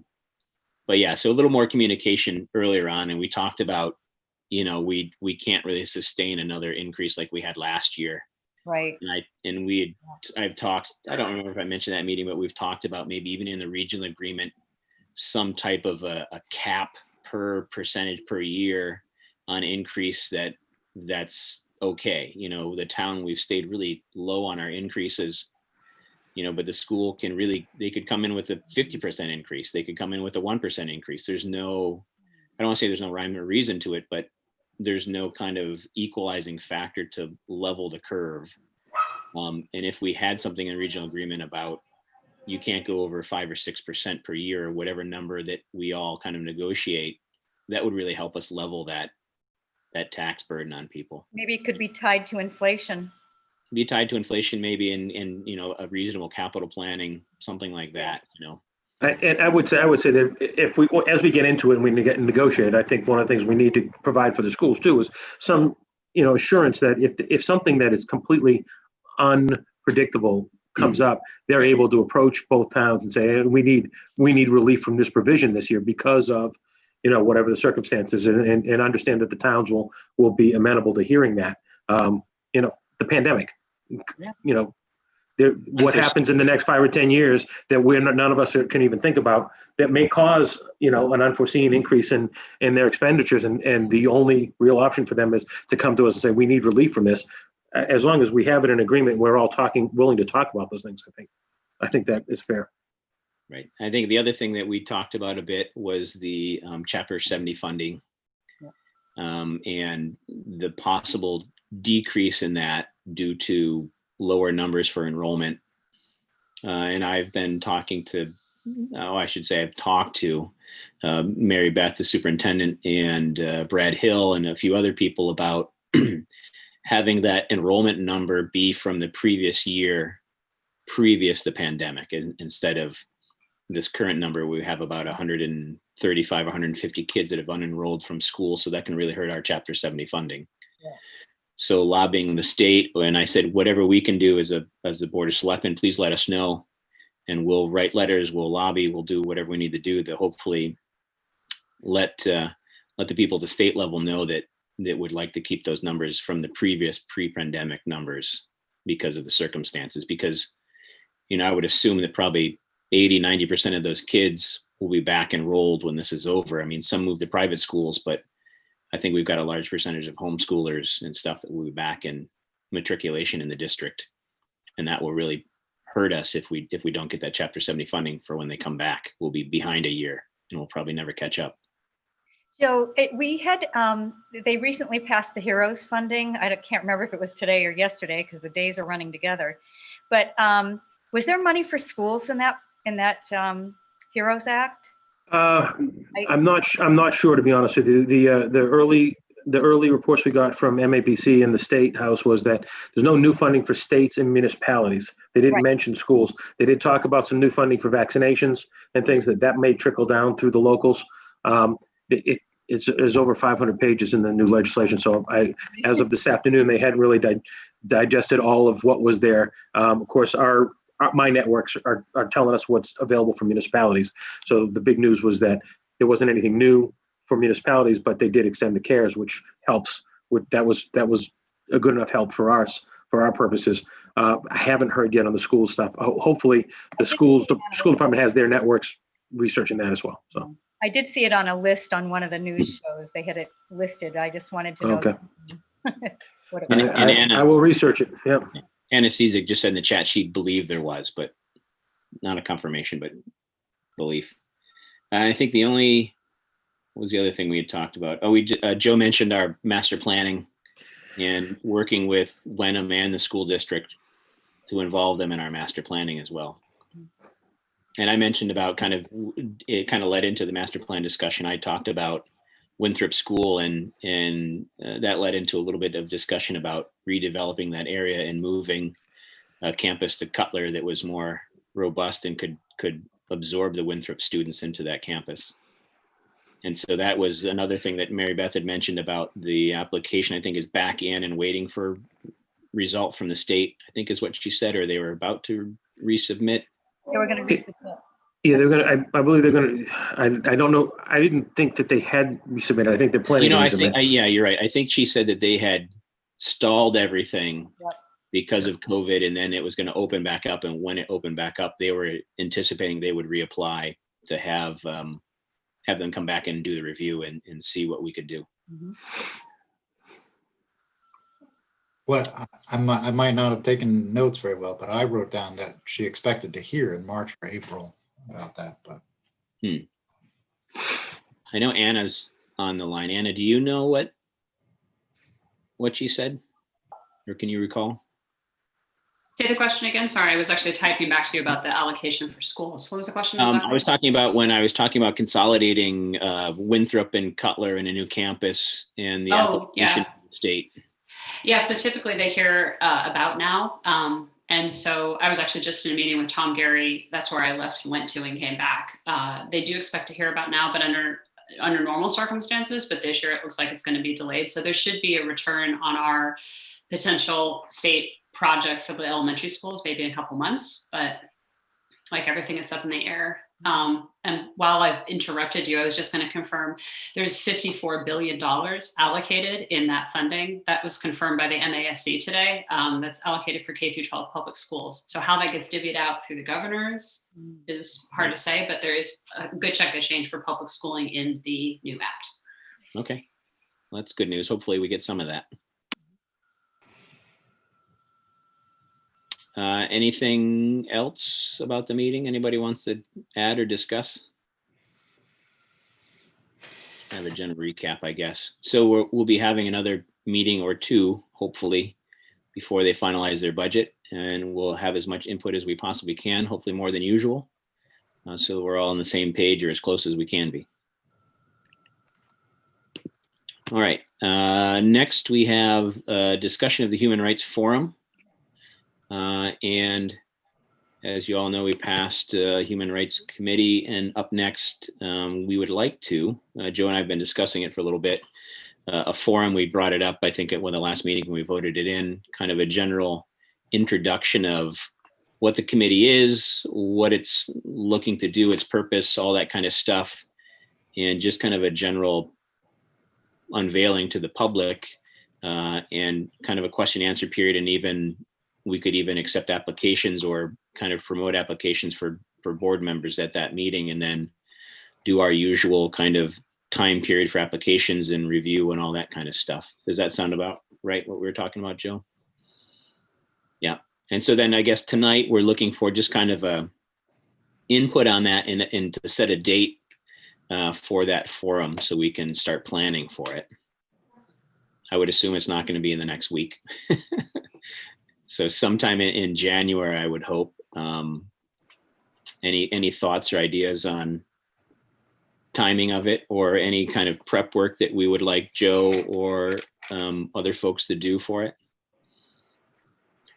I know probably Chief Stevens would be involved in it because he's very much interested in helping with this committee and promoting it and promoting public safety, et cetera. So I know he'll have some input into it as well.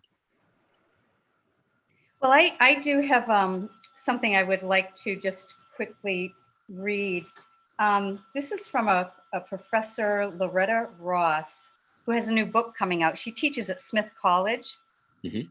And just to put it into perspective, it's called Calling in the Call Out Culture. And she said it's a tendency for people to want to publicly shame and humiliate people based on what they might say or what they look like or what they wear or who they're hanging out with or who they agree or disagree with. It's attaching labels to people without really doing any kind of nuance, without understanding that even if you disagree with someone, you shouldn't want to attack their humanity or call them a toxic person or things like that. It's usually done most damagingly over the internet because social media like Facebook amplifies and makes all call outs basically go viral immediately.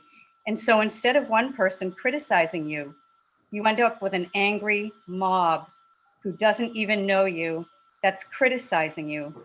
And I've seen careers and lifestyles and lives blown up behind this. And because no one wakes up wanting to be the target of an angry, bullying mob for something that may not have even been a mistake, it's maybe just a difference of opinion or a bad joke that didn't land right on somebody for some number of reasons. We seem to be too quick to judge people based on what we think we know about them without doing any kind of research or homework. So I just want to make sure that people that are getting involved in this understand all of the parameters. And a couple of other things.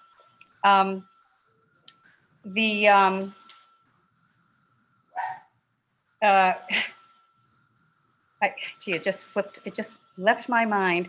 I just want people to understand that it can easily flip, all the good deeds you're thinking about doing can easily flip and actually become the exact opposite of your principle, what you're standing for. So people need to be very, very careful about that.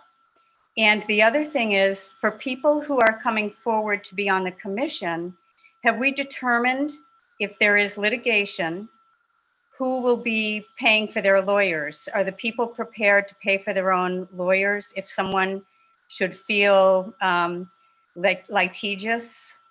Do we have, Joe, do you understand what I'm asking? Is there a policy that we would pay? I don't know why anybody, I mean, Well, of course.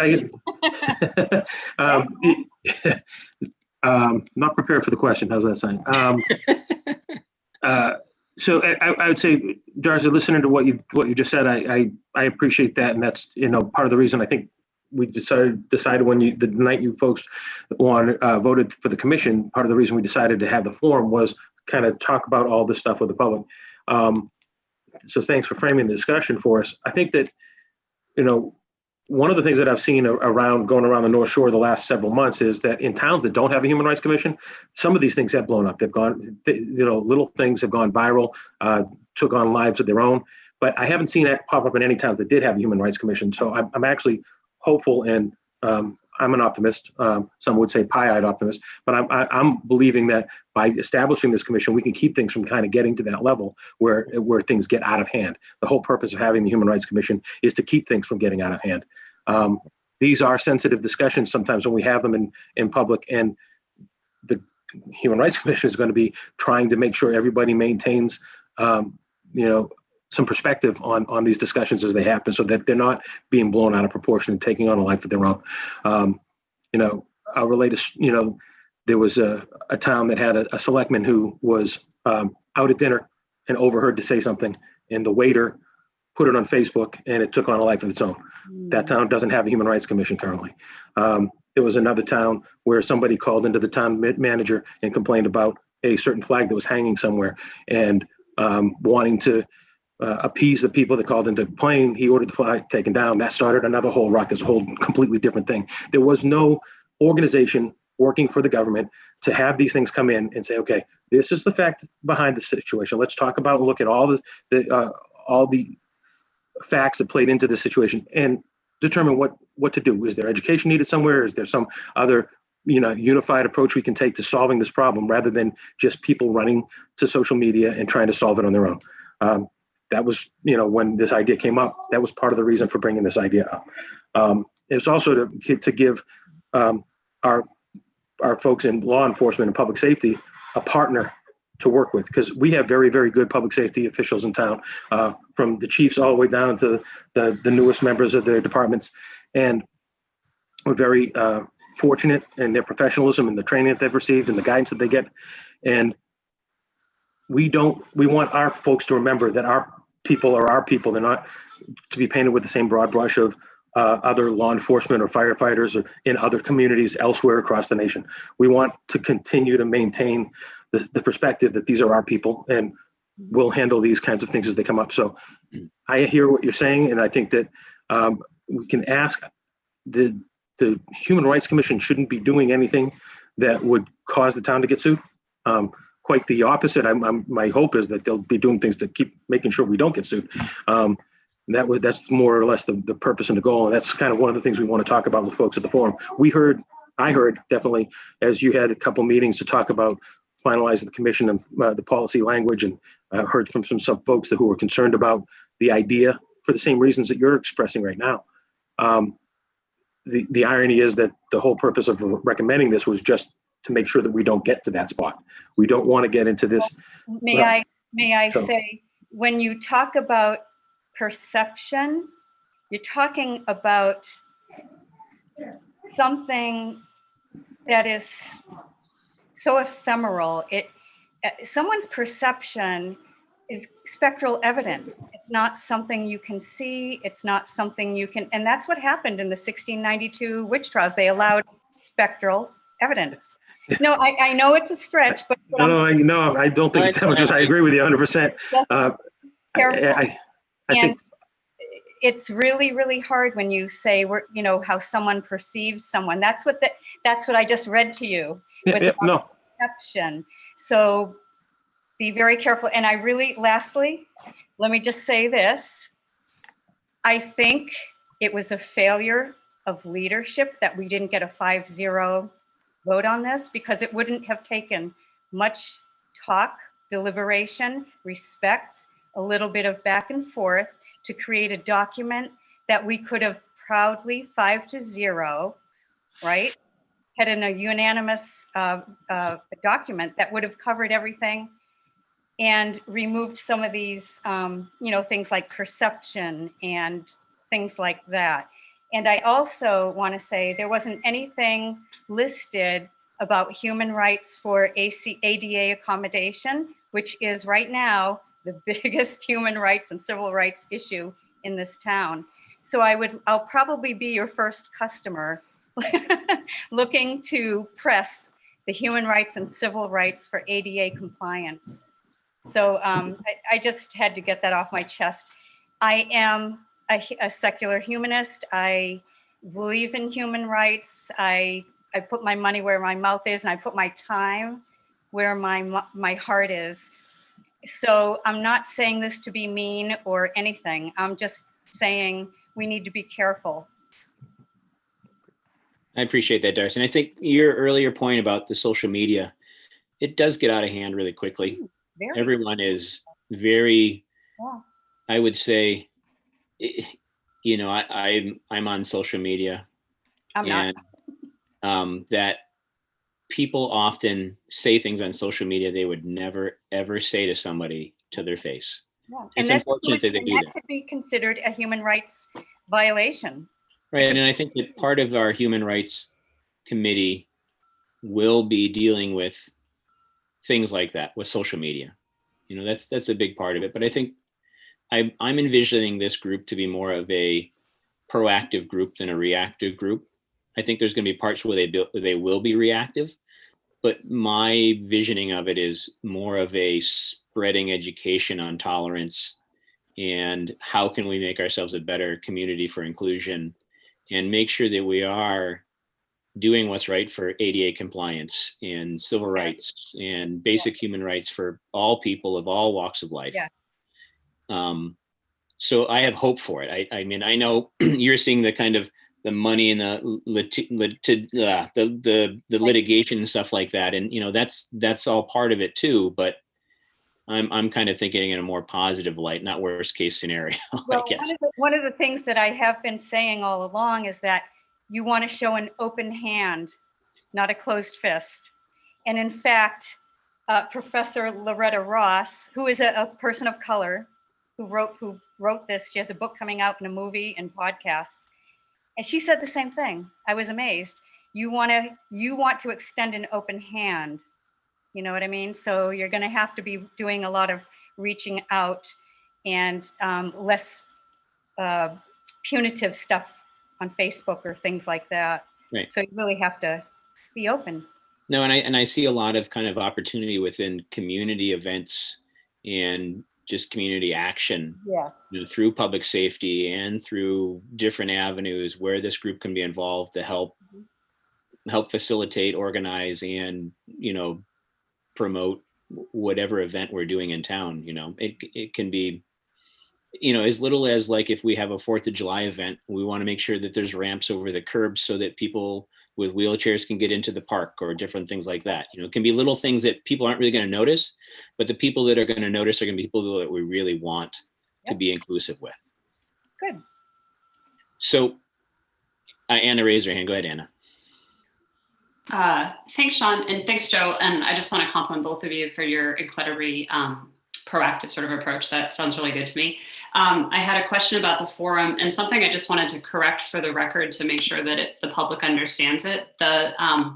Unless the final draft, which I don't think I've seen got changed radically, but public accommodation, access to town services, and disability are all explicitly included in the second paragraph, which the last time I saw it reads, to that end, the commission strives to ensure that all persons feel safe in Hamilton, enjoy the equal opportunity to participate in local affairs, including with respect, but not limited to housing, employment, education, public accommodation, access to town services, which speaks to what Darcy's talking about, insurance, credit, banking, and healthcare, regardless of race, color, ancestry, national origin, sex, sexual orientation, gender identity, age, religion, disability, marital status, family status, so on. So I just want to make sure that the public record reflects that the document does talk about public access and disability is being explicitly protected. But we have to provide the action to make it real. We have Right, no, totally. But I didn't want Absolutely. people to think that they weren't included in the document. Like they definitely were. Well, Here's my- if we don't have ADA access, it's not included. Right, but that's something they have to work on. So I just want to be clear, the document included that. Here's my question about the public forum and sort of an idea, because I think the Hamilton charge had a BOS member, chief of police, housing authority, and council on aging.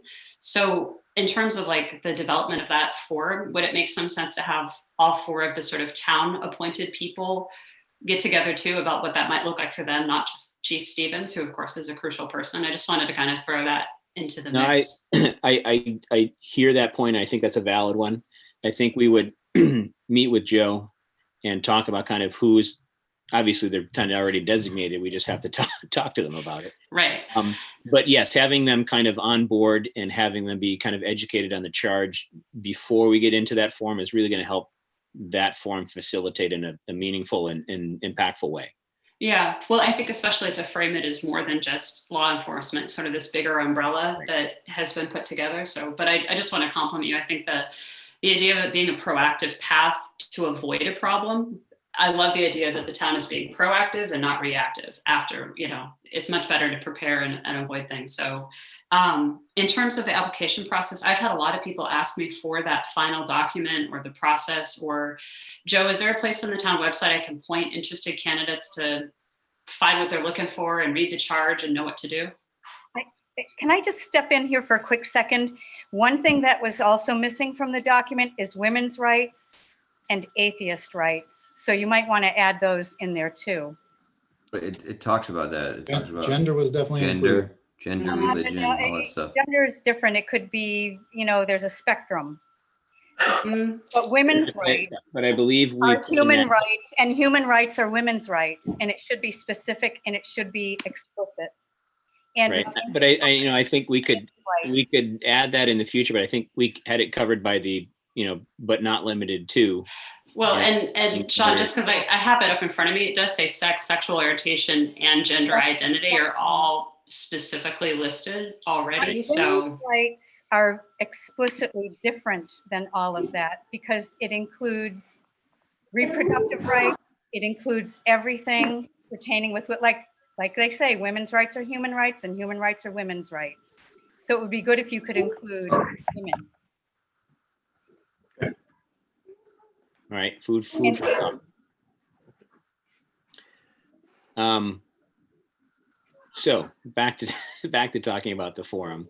Do we want to pick a time frame or kind of give Joe a window to kind of organize it in? Do we want to do it maybe mid-January? That gives us a little bit of time for Joe to talk to staff about kind of the charge and what their involvement is and things like that. Or do we want to kind of, I think the beginning of January might be a little too soon, even though I'd like it to be sooner than later. But I don't know what your thoughts are on. I think if we do it kind of second week of January on, that will give us a little bit of time to roll it out with the staff and people that are going to be involved on the town side. I don't know. Anybody's thoughts are welcome. Jamie, you got the wheels turning there? I mean, I would, excuse me. I tend to put it a little further out than that. But yeah, it's And you just think more lead time into some organizing and preparing? Yeah, I think so. I'm fine with that too. I mean, it's up to the consensus of the board. If we want to give Joe kind of a window, Or do we want? What do we, before we get to the date, what are we thinking about as the form for the form? What are we thinking about as the platform, as how we're gonna organize it? Participation. Can we talk about that a little bit too as well? I mean, obviously it's Yeah, gonna be, I'm open to thoughts. obviously gonna be on a it. Zoom call, right? But it's Right. But it'd be good if it And was before more Joe goes away, I did ask, how do people apply or learn more about it publicly? We could answer that question too before you Oh, guys. sorry, go. yeah, correct. Sorry. You did ask that. Yeah, Joe, go ahead Okay, and answer that. I don't think that the finalized policy has been updated to the website. We'll take care of that tomorrow and we'll get it to you, Anna. The people apply by using the same application for boards and committees as others and submit it to the town manager to be shared with the Board of Selectmen. They've announced it tonight, I think technically for the first time. They're supposed to announce it for at least 2 meetings. And then they start to look at the applications on a first come, first served basis after the second meeting's been followed. You have Okay. meetings on the 4th and 19th, I believe, because the 18th is a holiday. So, if you're looking for a date, Monday, the 25th would be open. Give me plenty of run time to get a kind of an agenda plan for the meeting and get the staff members of the committee up and running and understanding what the charge of the committee is. We could, develop an agenda or develop a form based on your input and on kind of what we heard. Again, part of this, the idea to do the form came out of the meeting where the board adopted the policy, and there was some concern there about, what's this going to do? So part of the purpose of the form is to explain what the Human Rights Commission in Hamilton is for, and try and help people understand how they can get involved. To kind of explain what it is, therefore explaining what it isn't, so that people don't think that, somebody had mentioned the term thought police to me. I don't think anybody envisions that. I don't think anybody envisions, citizens walking around saying, you shouldn't say that. I think we're talking about being thoughtful and proactive and all those things, and get that message out to the public so that people can engage with the Human Rights Commission once it's fully appointed in a positive way. So if you want more of an agenda around kind of civil rights and that stuff, the 25th will give us time to find other people that could be speakers and such, if you like. But I think that's the main forum the main reason for the forum was to explain for the folks in town who weren't completely on board with the idea why we're doing this. Did I miss anything there or misexplain anything? I think that's No, pretty. you did. I did. That's what my goal is. Is the goal of the forum? I mean, so the forum isn't to pick the members at large. The goal of the forum is to start that discussion. Once again, that's my question. Determination of the at-large membership is with the Board of Selectmen through the normal application for board and committee openings process. So that's all with you. That has nothing to do with but the forum's going to happen before we even start that process, right? I'm trying to go. Yeah. Yeah. So the forum happens, and then people can apply, whatnot. Yeah, And but then people can start applying now. I mean, you Okay. just look at them after the forum. So probably your first meeting in February. And Joe, per the policy on that schedule, that's all determined by the policy the board already has, and the charge itself makes. And the clear charge itself identifies that you want to be as representative of the different demographic groups within the community as possible. Right, and there's some notion that people should make clear their either background or interest in human rights issues as part of their application. Right. Okay, thank you. But they can write that into the application as well, submit it with many people have submitted resumes with their application, so they can do that as well as part of the application process. So thank you very much. Any other comments? I think that's a pretty good format. I don't think we want to overcomplicate it, but I think it's talking about what the charge is, what we plan to do, and what we won't be doing too, I think is important. Some of the points are that we can go into it more into the meeting, but who's going to moderate the forum? Were you saying? That's a good question. I can moderate it, but I don't know what you think. Well, maybe Joe could. It was his initiative. Say that again, Darcy. I'm sorry. Me? Joe moderate it. I'm happy to moderate it if you like. I'll be a member of the committee, but I'm happy to moderate it. That's fine. Okay, yeah, that's fine. Either or, I can do it or Joe can do it, but we'll maybe figure that out. And then the other thing question I was somebody just mentioned it, but in terms of quote unquote speakers, guest speakers, it'd be interesting to see if it made any sense to have anybody that, we could ask to invite to join. That's a good idea.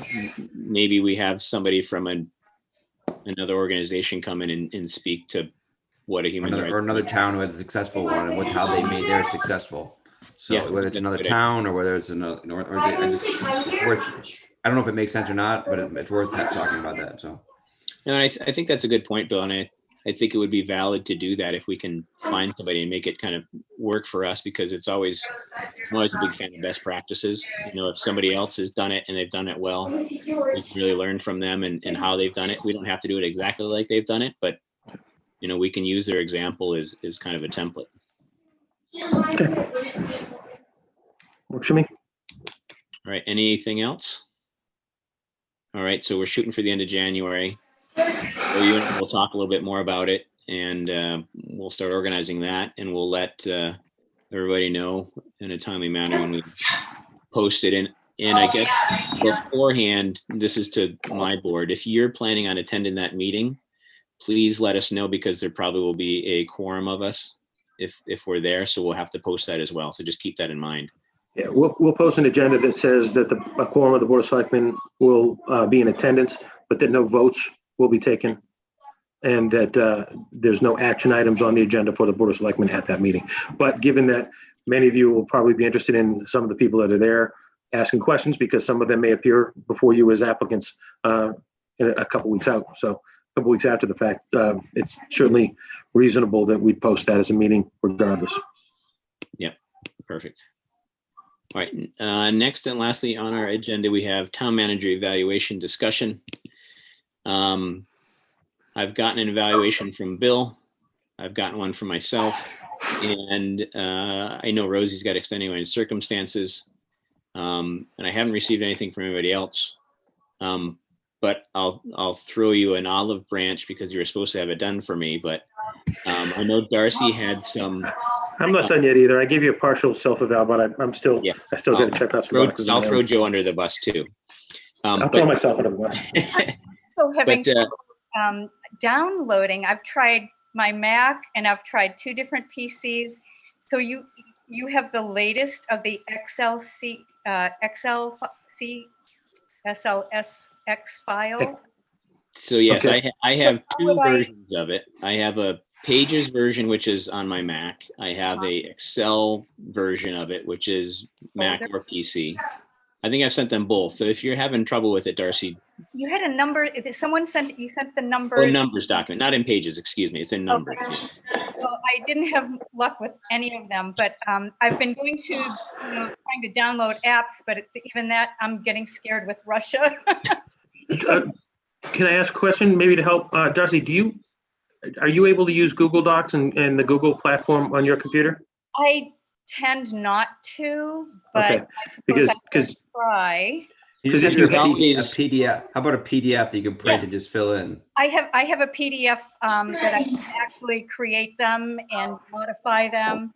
Why don't you So- send her a PDF? Yeah, I'll send her you a PDF, Darcy, and then you can edit it. If you have Adobe, you can hit edit PDF and you can do that. Because Right, what so- I've been doing is I've been printing them out, and it's really, really hard. So I've been taking them together and putting them out. Right, good with that. And then I thought, well, maybe I can make a PDF out of the handwritten stuff. But if you can do that, that would be awesome. I would Yep. love that. I'm writing it down right now. Thank you. So, and also, Darcy, I believe it was you who had asked about talking to staff, department heads and stuff like that. Yes, and I would like to have that before I complete my report as well. Yeah, I think that makes Yeah. sense.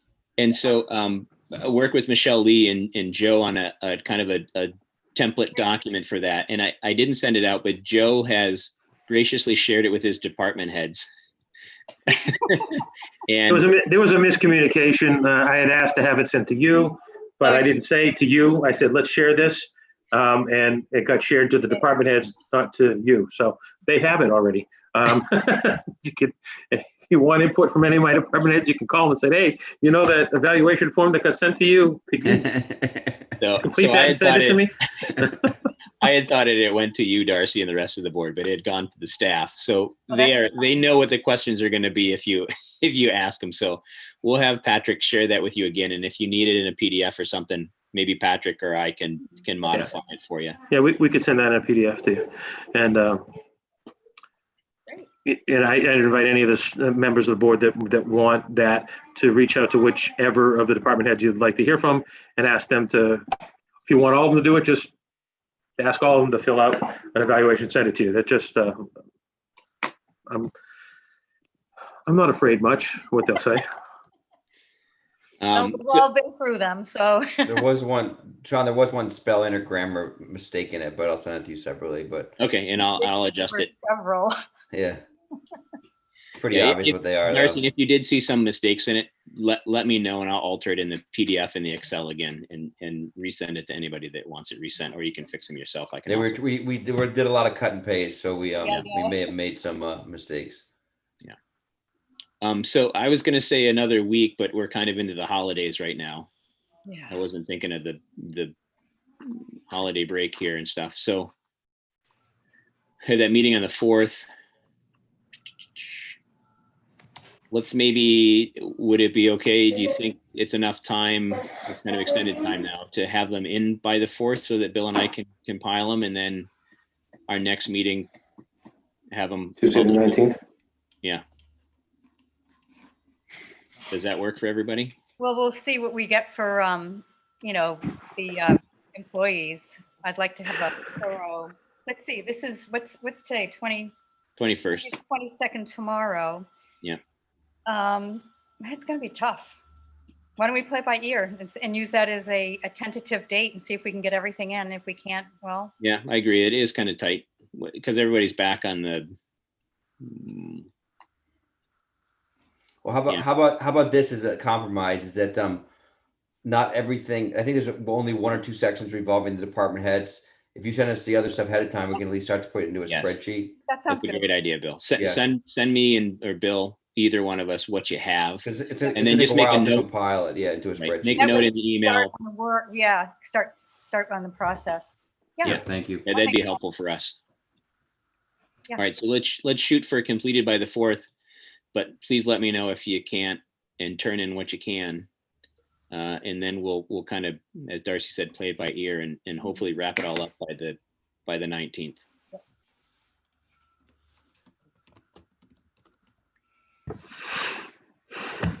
All right. Anything else? Any more discussion on that? All right. Any new business before Darcy makes her motion?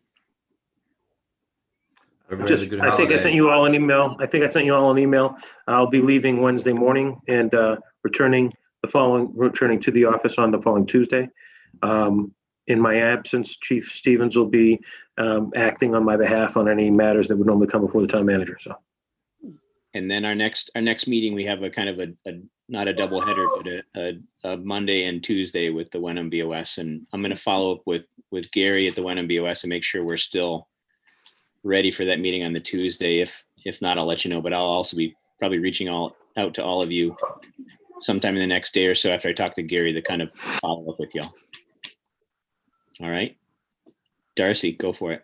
Here I am. I would like to adjourn the meeting for this evening.